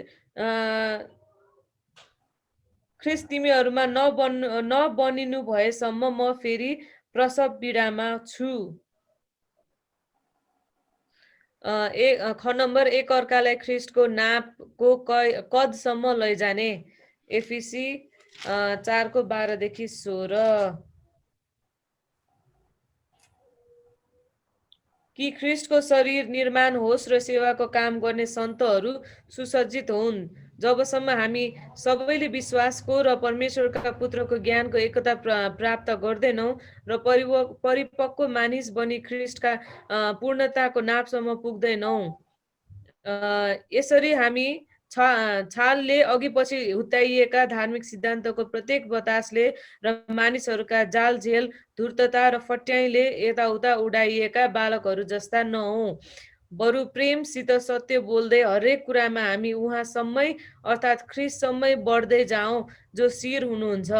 उहाँबाट नै सारा शरीर प्रत्येक जोड्नीद्वारा जोडिएको र बाँधिएको भई प्रत्येक भागले ठिक ठिक काम गरी सुगठित हुनेछ र प्रेममा वृद्धि हुँदै जानेछ।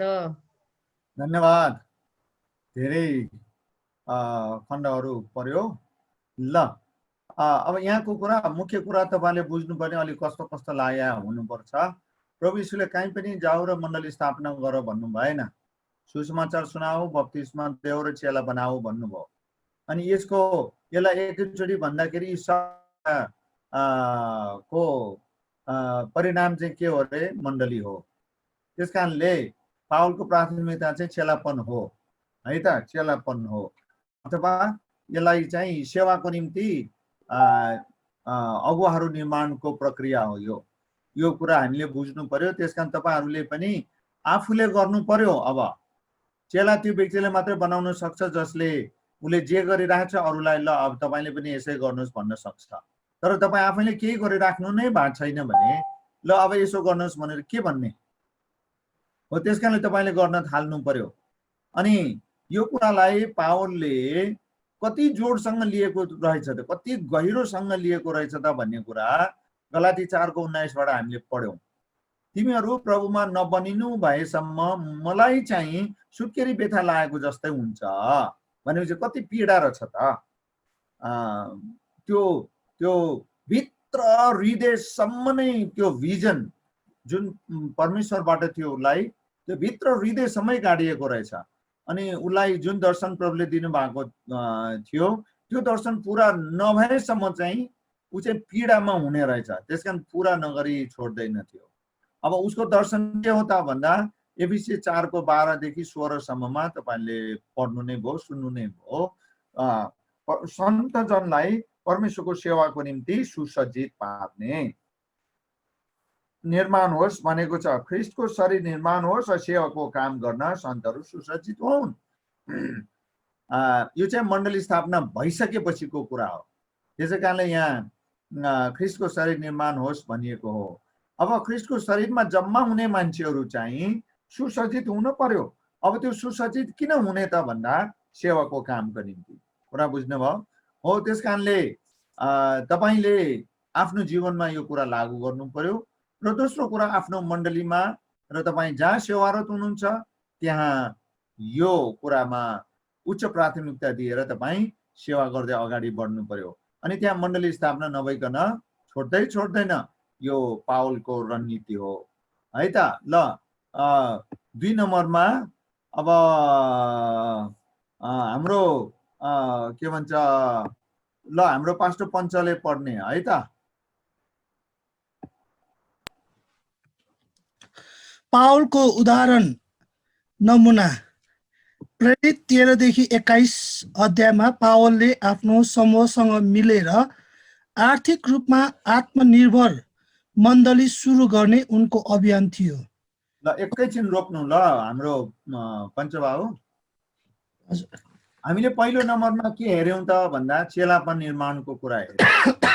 अनि चेला निर्माणको प्रक्रिया नै, त्यसको परिणाम नै मण्डली स्थापना भन्ने कुरालाई हेर्यौं। अब 2 नम्बरमा पावलको रणनीतिको 2 नम्बरमा यो प्रेरितको 13 अध्यायदेखि 21 अध्यायसम्म तपाईले पढ्नुभयो भने उसको टिम वर्कको बारेमा हामी देख्छौँ। अस्ति नै पनि हामीले कुरा गरिसक्यौं। मण्डली स्थापनाको सेवा एक्लैले हुन सक्दैन, सम्भव छैन। हरेक खालका व्यक्तिहरूको साथ सहयोग समर्थन तपाईँ हामीलाई चाहिन्छ। र अरूले साथ दिएन भनेर रिसाउने, चित्त दुखाउने होइन, साथ लिन पनि जान्न पर्यो। कुरा बुझ्नुभयो? टिममा मिलाएर राख्न पनि जान्नु पर्यो, सक्नु पर्यो। यो कुरा महत्त्वपूर्ण छ लिडरको हैसियतले। तपाईँ जहाँ जेसुकै काम गर्न, अनि यी सबै कुराको निचोड उनीहरूले देख्न चाहेको मण्डली कस्तो खालको रे? ल हाम्रो पास्टर पञ्चले भनौँ त, पावलले देख्न चाहेको मण्डली कस्तो खालको रहेछ?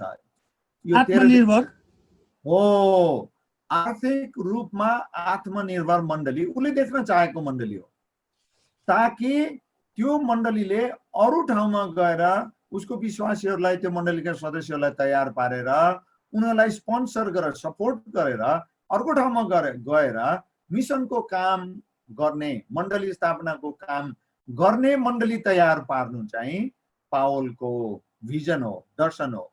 तपाईँ हामीसँग पनि यो हुनु पर्यो, नत्र त अहिले तपाईँहरू हामीहरू जहाँ सेवा गरिराखेका छौँ, अब त्यो तपाईँ मर्ने बित्तिकै तपाईँको दर्शन पनि मर्छ, तपाईँ सँगसँगै जान्छ, सती जान्छ, अनि तपाईँले सुरु गर्नुभएको मण्डली बिस्तारै खतम हुन्छ। हो, त्यस कारणले आत्मिक र आर्थिक रूपमा सबल, सक्षम र आत्मनिर्भर मण्डली निर्माण भएको र त्यो मण्डलीले अर्को मण्डली सुरु गर्ने डिएनए हामीले दिनु पर्यो। तपाईँलाई थाहा छ डिएनए भनेको कसको सर्छ? कसको सर्छ? आफ्नो आमा बुवाको, आफ्नो पेरेन्ट्स आफ्नो आमा बाउको सर्छ। त्यसकारण पावल चाहिँ आत्मिक बुवा हो, गार्जियन हो। उसले त्यसरी डिएनए सार्यो, उसले जहाँ जहाँ मण्डली सुरु गर्यो। यो चाहिँ पावलको अभियान हो, यो पावलको रणनीति हो, त्यो हामीले बुझ्नु पर्यो। ल कन्टिन्यू गरौँ।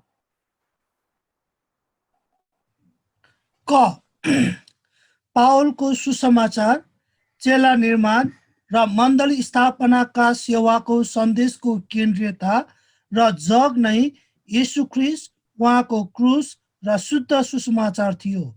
पहिलो कोरिन्थी 2:1-5 भाइ हो, म तिमीहरूका आउँदा ठुल्ठुला कुराहरू र बुद्धिमान परमेश्वरका गवाईको घोषणा गर्दै आइन, किनकि तिमीहरूसँग हुँदा येशू ख्रीष्ट र उहाँलाई क्रुसमा टाँगेका कुरा बाहेक अरू केही नजान्ने नै मैले निश्चय गरेको थिएँ।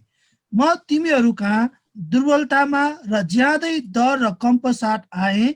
मेरो उपदेश र सन्देश घटलाग्दो र बुद्धिपूर्ण शब्दमा थिएन, तर पवित्र आत्माको र शक्तिको प्रदर्शनमा थियो, ताकि तिमीहरूको विश्वास मानिसको बुद्धिमा होइन, तर परमेश्वरको शक्तिमा आधारित होस्। धन्यवाद। अब बाँकी आफै पढ्नु होला, यहाँ अलिकति धेरै पनि छ, हाम्रो पञ्चबाबुलाई अलिक गाह्रो पनि छ, आफै पढ्नु होला। अनि यो पहिलो कोरिन्थी 2:1-5 भित्र तपाईँले यहाँ भर्खरै जे सुन्नुभयो नि, एकदम मेडिटेसनल मुडमा तपाईँले पढ्नुभयो भने यहाँ थुप्रै कुरा छ। मण्डली स्थापनाको सेवामा, सुसमाचार प्रचारको सेवामा लाग्ने व्यक्ति कस्तो हुनुपर्छ। यहाँ पावलले मलाई असाध्यै मन परेको, मेरो मन जहिले पनि छुने कुरा चाहिँ के छ भने 3 पदको कुरा क्या। तिमीहरूसँग हुँदा येशू ख्रीष्ट र उहाँलाई क्रुसमा टाँगेका कुरा बाहेक अरू केही नजान्ने नै मैले निश्चय गरेको थिएँ। के पावललाई के थाहा नभएर यस्तो लेख्या हो? यस्तो लेख्या हो? साँच्चीकै उसलाई के पनि थाहा नपाएको मान्छे हो थियो त? होइन, सरकार पनि डराउँथ्यो उसँग त। त्यति बेलाको सरकार, अरू शास्त्री यहुदी फरिसीहरू पनि डराउँथ्यो। उसले साक्षी दिएकै छ, मैले मण्डलीलाई कति सताएँ, तपाईँहरूकै इसारामा, तपाईँहरूसँग नै मिलेर यहुदीहरूलाई भन्छ उसले, मैले कति मान्छे मारेँ उनीहरूको आस्थाको खातिर भनेर भन्छ। हो, त्यस कारणले पावलले के भन्छ त भन्दा, मलाई येशू ख्रीष्ट मारिनु भएको, गाडिनु भएको र पुनरुत्थान हुनुभएको सुसमाचार प्रचार गर्नु बाहेक मैले अरू केही पनि जानेको जस्तो मैले गरिनँ। भनेपछि यो सुसमाचारको कुरालाई उसले कति ठुलो महत्त्व दिएको रहेछ त। अरू कुरा चाहिँ फिलिपीको पुस्तक तपाईँले पढ्नुभयो भने यस बाहेकको अरू सबै कुरा चाहिँ दिशा पिसाब जस्तै छ मेरो लागि भन्छ उसले। त्यही शब्द त प्रयोग गरेको छैन, तर ग्रिक भाषामा प्रयोग भएको शब्दलाई केलाउँदाखेरि त्यही अर्थ लाग्छ है त। ल, त्यस कारणले तपाईँ हामीले पनि विभिन्न कुरा नगरौँ, ख्रीष्ट येशू प्रभुको कुरा गरौँ। उहाँ क्रुसमा मारिनु भएको, गाडिनु भएको र पुनरुत्थान हुनु भएको र हामीले उहाँमाथि विश्वास गरेपछि बल्ल उद्धार अनि मुक्ति पाइने कुराको शुद्ध रूपमा प्रचार गरौँ, मोड नगरौँ। ल ख पढौँ। ख पावलले आफू पछिका पुस्तालाई चेलापनको सेवकाईद्वारा मण्डली स्थापनाको नमुना छोडेका छन्। 1 हामीले छाडेको नमुनालाई पछ्याऊ। फिलिपी 3:13-17। भाइ हो, मैले यी सब पक्रिसकेको छु भनी म ठान्दिनँ, तर म एउटा काम गर्दछु कि पछाडिका कुराहरू बिर्सेर र अगाडिका कुराहरूतिर जोडसँग लम्कँदै ख्रीष्ट येशूमा परमेश्वरको स्वर्गीय बोलावटमा पाइने पुरस्कारको निम्ति निशानातिर म जोडसँग अघि बढ्छु। हामी परिपक्व हुनेहरू चाहिँ सबै यस्तै मनका हौ र तिमीहरू कुनै कुरामा अरू विचारमा छौ भने परमेश्वरले तिमीहरूलाई त्यो प्रकट गरिदिनु हुनेछ। केवल हामीले जे प्राप्त गरिसकेका छौँ त्यसमा दरिलो भई बस। धन्यवाद। तिमीहरू मेरो अनुकरण गर्नेहरू हौ। हामीमा तिमीहरूले देखेको नमुना अनुसार जिउनेहरूलाई हेर। ल प्रेरितको चाहिँ एकछिन पछि पढौँ ल, अलि रेस्ट पनि होस्। ल यो हामीले छाडेको नमुनालाई पछ्याऊ भनेर पावलले के भनेको यहाँ? उसले खासैमा भन्न खोजेको के होला? ल भाइ बहिनीहरू भन्नुहोस् त, यो के पावलले के भन्न खोजेको छ यहाँ? उसको खास इन्टेन्सन के हो यसो भन्नुमा? हामीले छोडेको नमुनालाई पछ्याऊ भनेर कुन चाहिँ नमुनालाई पछ्याउनलाई पावलले अनुरोध गरेको यहाँ? चेला बनाउने, चेलापनको नमुना मोडललाई पछ्याउनु। हजुर, अनि राम्रो कुरा, चेला बनाऊ, मण्डली स्थापना गर, अर्को ठाउँमा जाऊ, चेला बनाऊ, त्यही होला। नमुना, मोडल है त। तपाईले सुसमाचार प्रचार गर्ने र मण्डली स्थापनाको सेवाको लागि कति धेरै दुःख परिश्रम त्याग गर्नु भएको रहेछ भन्ने कुरा तपाईको साथमा वरिपरि भएका तपाईले सिकाउँदै गर्नुभएकाहरूले देख्न पाउनुपर्छ। यो अरू जागिर जस्तो, अरू सामाजिक सेवा जस्तो होइन है त। तपाईले आफ्नो, अघि नै हामीले कुरा गर्यौं नि, आफ्नो खल्तीबाट लगानी गर्नुपर्छ। अरूबाट लिएर गरेको लगानी को इनाम चाहिँ तपाईले पाउनु होला त। हुन त परिश्रम तपाईकै हो। एउटा रमाइलो प्रश्न गरौँ है त। मानिलिउँ तपाईँ सेवामा बसिराख्नु भएको बेलामा शनिबारमा भेटीको थैलो तपाईँको अगाडि आइपुग्यो र त्यति बेला झसङ्ग हुनुभयो। तपाईँ पैसा एक कन्ची पनि खल्तीमा हालेर आउनु भएको रहन्छ, बिर्सिएछ। अब दाहिने देब्रेका दाजुभाइहरूले भन्छन् दिउँ दिउँ भनेर, हो गएन? म दिउँ, लिनुहोस्, यो हाल्नुहोस् भनेर भन्छ। अनि तपाईँ लिएर त हाल्नु होला। तपाईको भित्र मनले के भन्छ त्यसरी भेटी हाल्दा? तपाईको भित्र मनले के भन्छ? त्यो भेटी तपाईले हाल्नु भएको हो त? त्यो भेटी तपाईको हो होइन? त्यो भेटी तपाईको होइन। अनि हाम्रो मन पनि कस्तो कस्तो हुन्छ, हो गएन? म पनि परेको छु क्या त्यस्तो, त्यही भएर मलाई अनुभव छ। मनमा कस्तो कस्तो हुन्छ, हाल्न नपाउँदा पनि र दाहिने देब्रेको दाजुभाइ दिदीबहिनीले दिएको हाल्दा पनि त्यस्तो हुन्छ। त्यसकारणले यहाँनिर पावलले के भन्दैछ त भन्दाखेरि हामीले मण्डली स्थापनाको सेवाको लागि आफैले नमुना बसाल्नु पर्छ, खर्च गर्नु पर्यो। अनि रोल मोडल भनेको यही हो, अरूले देखुन् है त। ल अनि त्यस्तै यो दोस्रो थेसलोनिकी 3 अध्यायमा यहाँनिर हामीले के पढ्यौं भर्खरै? त्यहाँको मुख्य कुरा के थियो रे? के अरे पञ्चबाबु, दोस्रो थेसलोनिकीको 3 अध्यायको 6 देखि 9 मा। दोस्रो थेसलोनिकी 3 अध्यायको 6 देखि 9 सम्म। भाइ हो, हाम्रा प्रभु यीशु ख्रिस्टको नाउँमा हामी तिमीहरूलाई आज्ञा दिन्छौँ कि हामीबाट तिमीहरूले पाएका शिक्षामा नचल्ने हरेक अल्छे भाइबाट अलग बस, किनकि तिमीहरूले कसरी हाम्रो अनुकरण गर्नुपर्छ सो तिमीहरू आफै जान्दछौ। हामी तिमीहरूसँग छँदा अल्छे भई बसेनौ। हामीले कसैको रोटी सितैमा खाएनौ, तर तिमीहरू कसैलाई भार नहोस् भनेर हामीले रात दिन परिश्रम साथ खटेर काम गर्यौं। सहायता पाउने हाम्रो हक नभएर होइन, तर हाम्रो आचरण तिमीहरूका लागि एक आदर्श बनोस् भनेर हामीले त्यसो गर्यौं। धन्यवाद। 9 पदमा स्पष्ट छ, पावलले एक्टिङ गरेको होइन, नाटक खेलेको जस्तै। यहाँ के भनेको छ भने यो यो यो यो यहाँनिर माथिदेखि 7 पददेखि पढ्यौं भने नि, यो काम नगर्ने मान्छेहरू, हाम्रो शिक्षा गर्ने मान्छेहरूदेखि तिमीहरू अलग बस भनेर पावलले किन भनेको भने, उसले आफ्नो शिक्षालाई आफ्नो जीवन शैलीले पुष्टि गरेको छ, जस्टिफाई गरेको छ। अनि यहाँ के भने त पावलले 8 मा लेखेछ, हामीले कसैको रोटी सित्तैमा खाएनौ, तर तिमीहरू कसैलाई भार नहोस् भनेर हामीले रात दिन परिश्रम गरेर खटेर काम गर्यौं। भनेपछि उ चाहिँ सेल्फ सपोर्टेड मिसनरी थियो। यसको कुरा यही हो। अरू कसैबाट पैसा लिएर सेवा गरेको थिएन उनले। उ आफै नै आफू काम गर्ने, आफ्नो पेटको लागि, आफूलाई चाहिने खर्चको लागि, लुगाफाटोको लागि, सबै कुराको लागि, अनि पूरा रूपमा परमेश्वरको सुसमाचार प्रचार गरेर मण्डली स्थापना गर्ने काममा उ लागिरहेको थियो। यो मोडल चाहिँ सबभन्दा बेस्ट हो।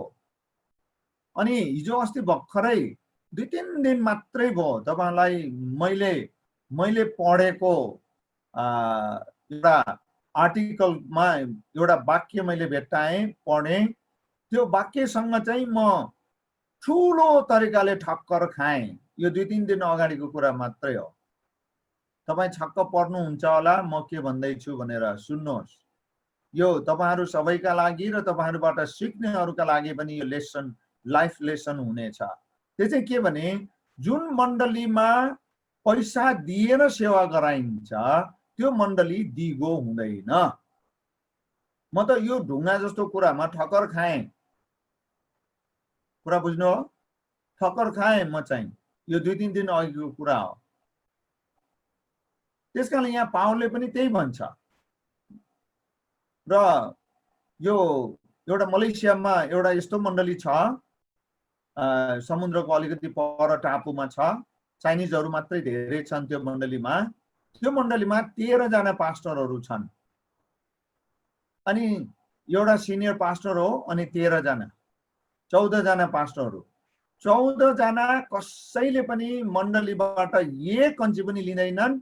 उनीहरु सबै नै उनीहरुको शहर बजारमा नाम कमाएका सिनियर डाक्टरहरु, सिनियर इन्जिनियरहरु र ठुलठुला अरबौं डलरको व्यवसाय गर्ने व्यापारीहरु, पास्टरहरु छन् त्यहाँ।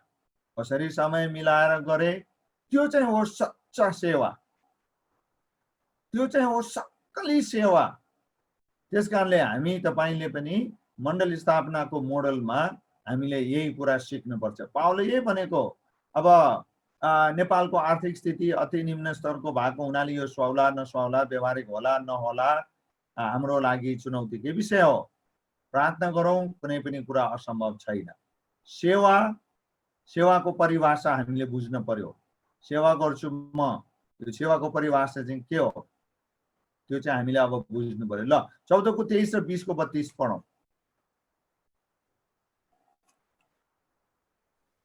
प्रेरित 14 को 23।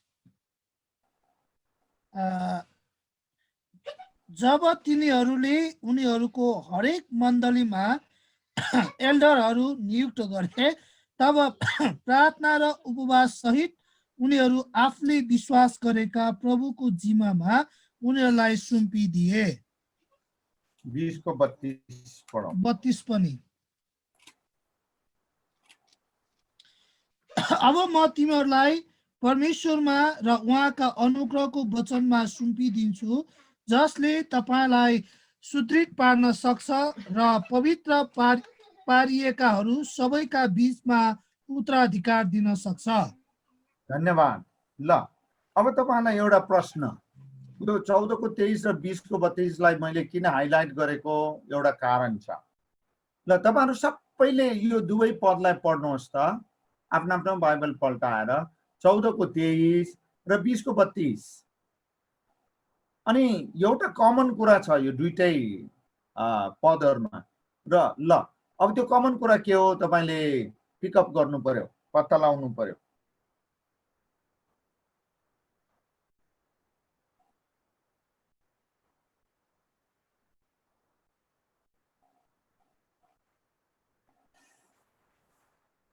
जसले पढिसक्नुभयो भेटाउनुभयो भनिहाल्नुहोस् है, नपर्खिनु होला। परमेश्वरमा सुम्पिदिने जिम्मा लगाइदिने कुरा। धन्यवाद। ल अरूले पनि भन्नुहोस् त, तपाईले के पाउनुभयो यो दुवै पदमा कमन एउटै कुरा, उही कुरा। अरू पनि बोल्नुहोस्।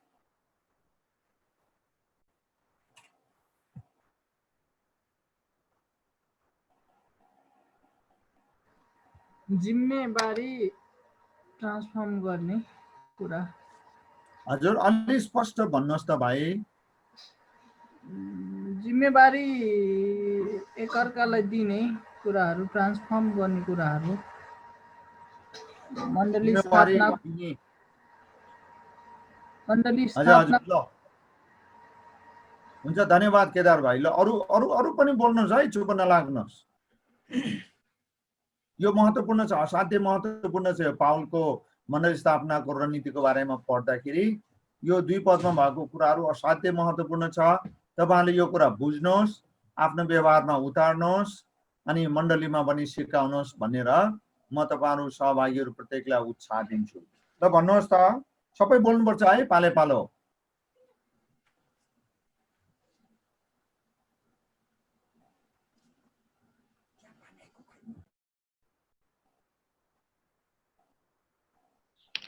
सुरुमा चाहिँ 14 अध्यायमा चाहिँ के अरे प्रार्थना र उपवास सहित परमेश्वरमा सुम्पेको कुरा छ। अनि पछाडि चाहिँ यहाँ चाहिँ परमेश्वरको वचनमा चाहिँ सुम्पेको कुरा छ। ल धन्यवाद रेशमालाई। ल अरू अरू अरू पनि बोल्नु, दुईजना मात्रै भयो भर्खरै।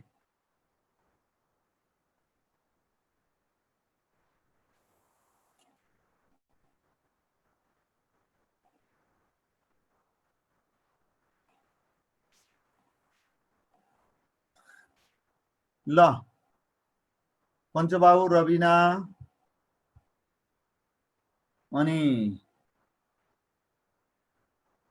हाम्रो पदम बाबु। निशा त गइसकेको रहेछ, बत्ती गएर हो कि?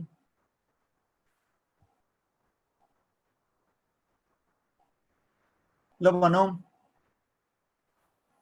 रिमा भनौँ भनौँ।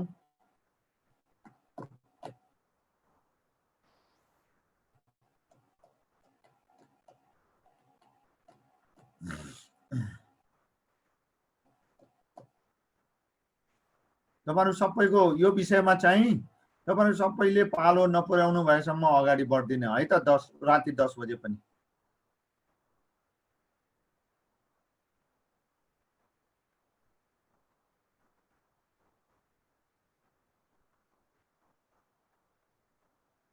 रविना, रिमा, कमान कमान। मलाई धेरै नपर्काउनु, हुन त रेस्ट पाउँछु क्यारे, राम्रै हो, तर छुट्टी हुनलाई 10 बज्ला नि फेरि। परमेश्वरमा जिम्मा लगाइदे, परमेश्वरको वचनमा सुम्पिदिए रहेछ दुबईमा। रिमाले साँच्चीकै ध्यान दिएर पढेको चाल पाएँ मैले। रविना, पदम, पञ्चबाबु।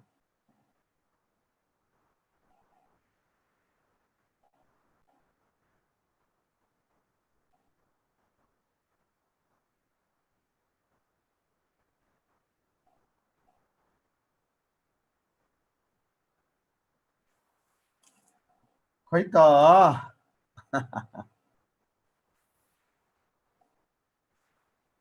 ल रविना बोल्नु पहिला।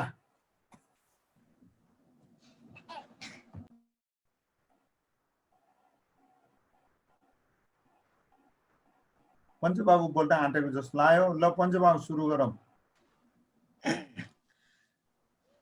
मलाई चाहिँ यहाँ सुम्पित परमेश्वरको यहाँ के अरे कमन चाहिँ यो के अरे 14 अध्यायको 23 को पहिलो खण्डमा यहाँ चाहिँ उपवास सहित प्रार्थना र उपवास सहित परमेश्वर के अरे सुम्पिदिएको कुरा छ भने 32 पदमा पनि वचनमा सुम्पिदिन्छु, उहाँको अनुग्रहको वचनमा सुम्पिदिने कुरा चाहिँ छ। अनि अर्को दोस्रो मैले यो दोस्रो कुरा चाहिँ उत्तराधिकारीको विषयमा पनि उल्लेख गरिएको छ। यहाँ चाहिँ जिम्मा दिएको सबै विश्वासीहरूको अगाडि जिम्मा दिएको छ भने अर्को यतातिर आएर उत्तराधिकारीको रूपमा त्यसलाई सुदृढ गर्दै लानको निम्ति व्यक्तिलाई उत्तराधिकारीको रूपमा चाहिँ दिएको जस्तो लाग्छ मलाई चाहिँ। धन्यवाद। ल पदम, रविना,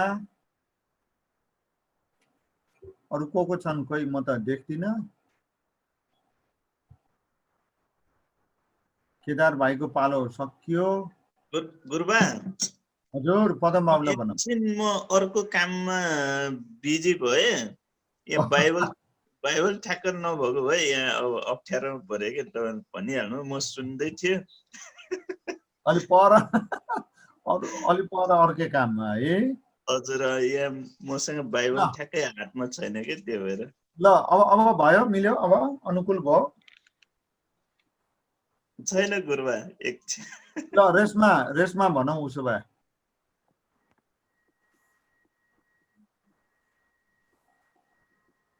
हजुर गुरुबा। 14 को 23 र 20 को 32 मा एउटा कमन कुरा के छ? अघि नै बताएको हो गुरुबा। तिम्रो पालो भयो। हजुर। ए सबै नबोल्या हुनाले म झुकिएको। धन्यवाद। रविना बाँकी छ अब।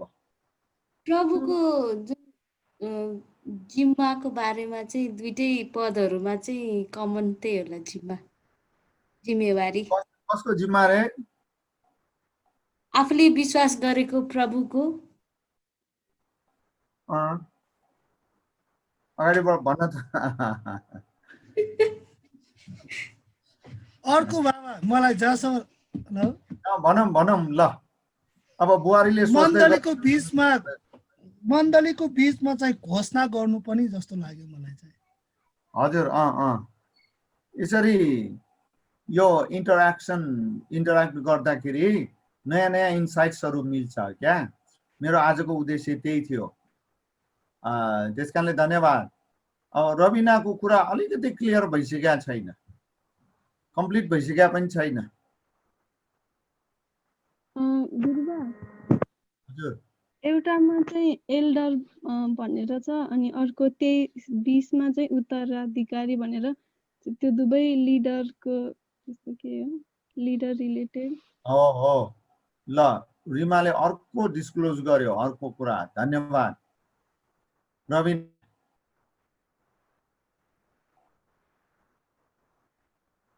अस्ति नै हामीले कलसीको पुस्तक पढेकै तरिका अपनाउने हो क्या? एउटा अझै आएछ, यो वृद्धि पार्ने कुरा छ नि, बलियो बनाउने वचनको आधारमा चाहिँ राम्रो शिक्षा दिएर बलियो बनाएर चाहिँ अरूलाई जिम्मा दिने भन्ने। हजुर धन्यवाद। ल रविना कता होला? यति छु। पनि यहाँ त अब अनुहार देखिन्न क्या रे, नबोलेपछि थाहै हुन्न। पदम जस्तो कहाँ मान्छे। ल नानी कम्प्लिट गरौँ त।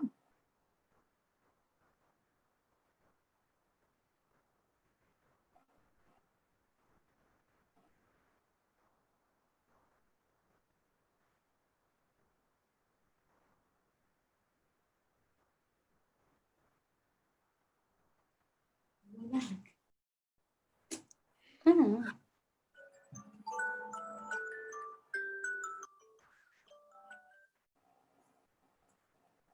ल अब सायद धेरै ऊ नगरौँ होला, 8 बज्न लाग्यो।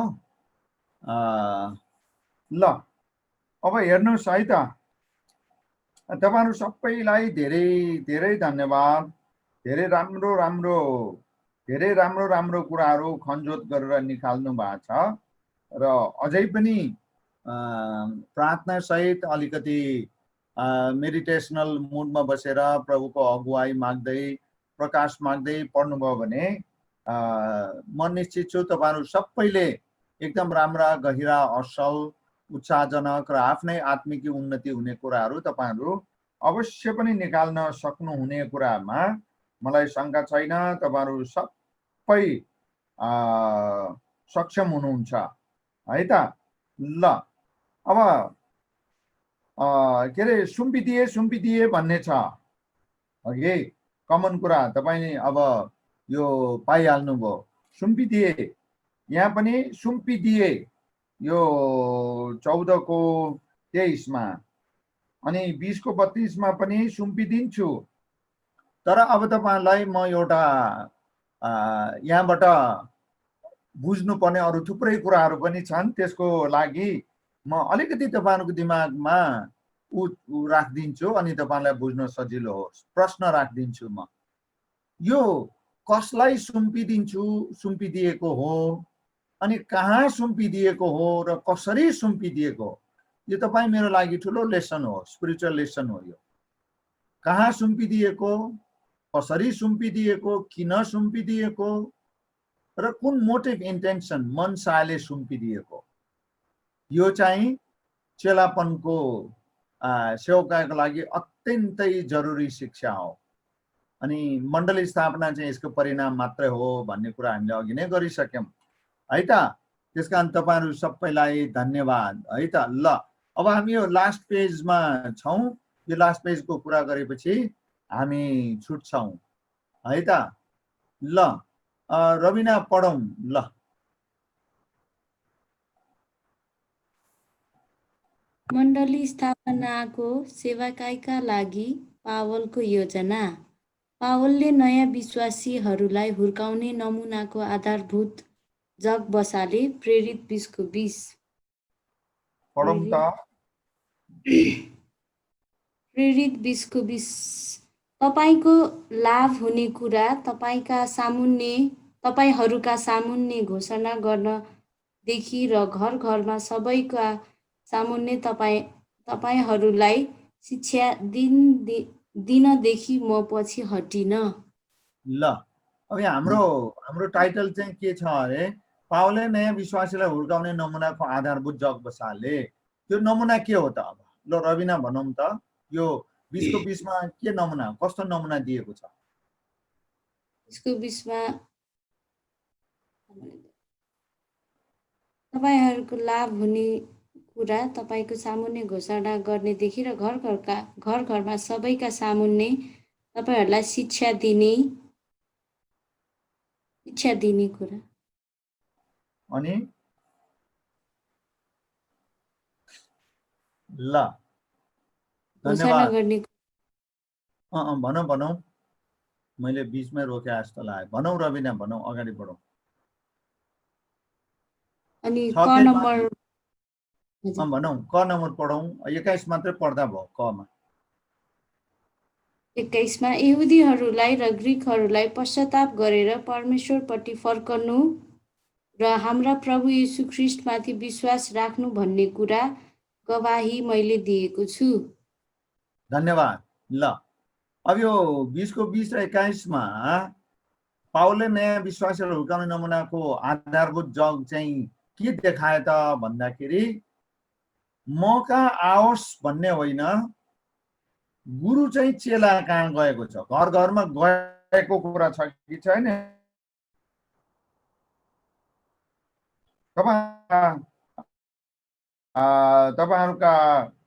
तपाईहरुका सामने घोषणा गर्नदेखि र घर घरमा सबैका सामने तपाईलाई शिक्षा दिनेदेखि म पछि हटिन भने ऊ गएको हो कि होइन? विश्वास गरेकाहरूलाई घरमा भेटेर उसले उत्साह दिने रहेछ। चेलाको निर्माण चाहिँ यसरी हुने रहेछ। अब गुरु भएपछि हाम्रो कल्चर, हाम्रो ट्रेडिसन चाहिँ के छ भने चेलाले गुरुको सेवा गर्नुपर्छ भन्ने छ होइन। हाम्रो परम्पराले, हाम्रो धर्म संस्कारले हामीलाई सिकाएको कुरा यही हो होइन। त्यस कारणले के अरे यो टिचर्स डे भन्ने पनि छ नि, गुरु पूर्णिमा के भन्ने, गुरुलाई मान्ने होइन। अनि तर यहाँ चाहिँ पावलले कस्तो नमुना बसालेको छ त भन्ने, घरमा गएर केयर गर्ने, दुःख सुख बुझ्ने, अनि उसलाई हुर्काउने, अनि त्यसपछि चेला दिने, चेला बनाउने काम। अनि यहाँ चाहिँ यहुदीहरू र ग्रिकहरूका बिचमा पनि पावलले यही काम गरेको हामी देख्छौँ। ल पहिलो कोरिन्थी 11:2 र 23 पढौँ। पहिलो कोरिन्थी 11:2 र 23। म तिमीहरूको तारिफ गर्दछु किनकि सबै विषयमा तिमीहरू मलाई सम्झन्छौ र मैले तिमीहरूलाई दिएको शिक्षा कायम राख्दछौ। 11। तरै पनि प्रभुमा पुरुषबाट स्त्री स्वतन्त्र, तर पनि प्रभुमा 11:23 सरी 23 11:11 पढिदिइरहेको छु। किनकि प्रभुबाट मैले जे पाएँ सो तिमीहरूलाई सुम्पिदिएँ, अर्थात् जुन रात उहाँ पक्राउ पर्नु भयो त्यो रात प्रभु येशूले रोटी लिनुभयो। ल अब यो 2 र 23 मा के छ त भन्दाखेरि तिमीले मलाई सम्झन्छौ रे पावलले होइन, कोरिन्थीको विश्वासीलाई भन्दैछ। किन, के कुरा सम्झेको होला? अनि मैले सिकाएको कुरा अनुसार नै तिमीहरू अगाडि बढिराखेका छौ भनेको छ। उसले के सिकाएको होला? के कुराको लागि पावललाई कोरिन्थीका विश्वासीले सम्झेको होला? अब हामी यो विचार गर्न सक्छौँ। उसले सिकाएको शिक्षा, उसले बसालेको नमुना होइन त, उसले हालिदिएको, उसले राखिदिएको दर्शन आदि। अनि यहाँ 23 मा पनि प्रभुबाट मैले जे पाएँ सो तिमीलाई सुम्पिदिएँ। प्रभुले मलाई जे जति दिनुभएको छ भनेर कसैलाई नदिकन केही पनि राखिन, सबै कुरा तिमीहरूलाई सिकाएँ, देखाएँ। प्रभु मसँग जसरी चिनिनु भयो मैले तिमीलाई त्यसरी नै चिनाएँ। चेला निर्माण। ल दोस्रो तेस्सलोनिकी 2:15 पढौँ। अनि रबिनाको भाग चाहिँ यो अन्तिम है त, उसलाई गाह्रो पर्ला फेरि। दोस्रो तेस्सलोनिकी 2:15। यसकारण भाइ हो, दरिला भई खडा हो र चाहे मुखको वचनबाट होस् चाहे हाम्रो पत्रबाट होस्, तिमीहरूले जे शिक्षा पाएका छौ तिनीलाई थामी राख। ल धन्यवाद। थामी राख, जे शिक्षा पाएका छौ त्यो अनुसार चल होइन। आधारभूत जग भनेको त्यही नै हो। ल केदार भाइ, बाँकी सबै पढ्नुहोस् तपाईँ है त।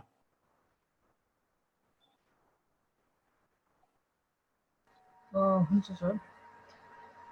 तितस 1:9 र तलको सबै यो घ छ।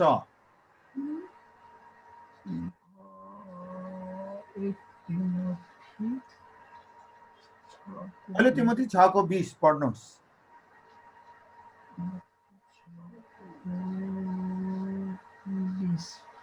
तिमोथी 6:20 मा यसरी लेखिएको छ, तिमोथी जे तिमीलाई सुम्पिदिएको छ त्यो सुरक्षित राख। भक्तिहीन गन्थन र खण्डनहरू जो झुटा ज्ञान हो तिनलाई परित्याग गर। अर्को 2 तिमोथी 1:13। 2 तिमोथी 1:13 यस्तो लेखिएको छ, ख्रीष्ट येशूमा भएको विश्वास र प्रेममा तिमीले मबाट सुनेका साँचा कुराहरूका नमुनाको अनुसरण गर। ल अब केदार भाइलाई मेरो प्रश्न, यो 6:20 र 1:13 मा उस्तै कुरा के छ? तपाईँहरू अरू पनि हेर्नुहोस् है त। यो एउटै कुरा के छ? शब्द उही नहोला तर कुरा उही। यहाँ चाहिँ प्रभु येशू ख्रीष्टको अनुकरण गर्ने कुरा, नमुना बन्ने कुराहरू छ हैन। अर्कोमा 6:20 र 2 तिमोथी 1:13 मा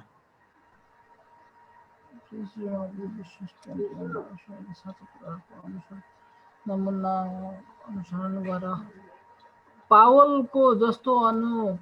जस्तरी आफ्नो जीवनकालमा समयहरू बिताए त्यो शिक्षा अनुसार चाहिँ अनुकरण गर्नुपर्ने, त्यो कुरालाई पछ्याउनु पर्ने त्यो कुरा पाएको। ल धन्यवाद केदार भाइ। जे तिमीलाई सुम्पिएको छ त्यो सुरक्षित राख त्यो र अनि यहाँ तिमोथी 1:13 मा चाहिँ मबाट सुनेका साँचा कुराहरूका नमुनाको अनुसरण सुरक्षित राख र अनुसरण गर। एउटै कुरा हो त्यो है त, त्यो अनुसार चल भनेको। ल तीतस 1:9 पढौँ त, अनि अब हामी प्रार्थना गरेर सक्छौँ। तीतस 1:9 पदमा यस्तो लेखिएको छ, तिनलाई सिकाएको विश्वासयोग्य वचनमा तिनी धरिलो बस्नुपर्छ, ताकि तिनले पक्का सिद्धान्त अनुसार शिक्षा दिन सकुन् र ती कुराहरूको खण्डन गर्नेहरूलाई झुटा साबित गर्न सकुन्। धन्यवाद। यहाँको मुख्य कुरा चाहिँ वचनमा दरिलो हुनु पर्यो। अरूलाई चेला बनाउने मान्छे आफू वचनमा दरिलो हुनु पर्यो है त। ल 6 को पढौँ।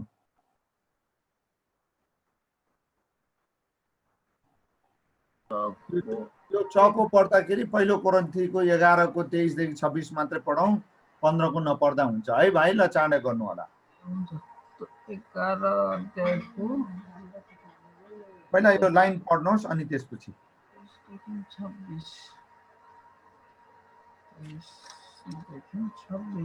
यहाँ यसरी लेखिएको छ, किनकि प्रभुबाट मैले जे पाएँ सो तिमीहरूलाई सुपी पनि दिएँ, अर्थात् जुन रात उहाँ पक्राउ पर्नुभयो त्यो रात प्रभु येशूले रोटी लिनुभयो र धन्यवाद दिनुभएपछि उहाँले त्यो भाँच्नुभयो र भन्नुभयो, यो तिमीहरूका निम्ति मेरो शरीर हो, यो मेरो सम्झनाको निम्ति गर। त्यसैले गरी खाइसकेपछि उहाँले कचौरा लिनुभयो र यसो भन्नुभयो, यो कचौरा मेरो रगतमा भएको नयाँ करार हो, जहिले जहिले तिमीहरू यो पिउँछौ मेरो सम्झनामा यो अक्सर गर। किनभने जहिले जहिले तिमीहरू यो रोटी खान्छौ र यस कचौराबाट पिउँछौ, वहाँ नआउन्जेल तिमीहरू प्रभुका मृत्युको घोषणा गर्दछौ। धन्यवाद। ल अब यो कोरिन्थीको विश्वासीलाई पावलले के भन्दैछ त भन्दा, प्रभु यीशु ख्रीष्टको सुसमाचार चाहिँ कहिलेसम्म प्रचार गर्ने त भन्दा उहाँको दोस्रो आगमन नहुन्जेलसम्म। अनि यो जिम्मा चाहिँ यहाँनिर प्रभु भोजमा पढ्ने खण्ड हो यो प्राय चर्चहरूमा। अनि यो मण्डलीलाई दिएको जिम्मेवारी हो, कुनै निश्चित व्यक्तिलाई होइन, यो संस्था इन्स्टिट्युसनलाई दिएको जिम्मेवारी हो।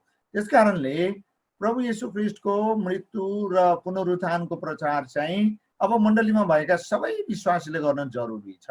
यो चाहिँ पावलले मण्डली स्थापनाको लागि बसालेको मोडल हो, यो रणनीति हो। त्यसकारण यी तीनवटा बुँदाहरूलाई तपाईँ हामीले हाम्रो व्यवहारमा उतारौँ र मण्डलीमा पनि यसलाई कार्यान्वयन गर्न र गराउनको निम्ति उत्साह दिनुपर्छ है त। तपाईहरु सबैको एक्टिभ इन्भल्भमेन्ट इन्गेजमेन्टको लागि धन्यवाद। र अब चाहिँ यति नै गरौँ आजको लागि। केही प्रश्नहरू छ भने चाहिँ सोध्नुहोस्।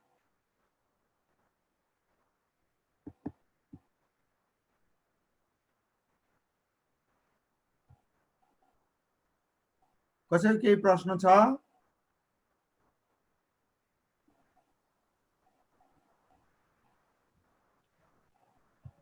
छैन?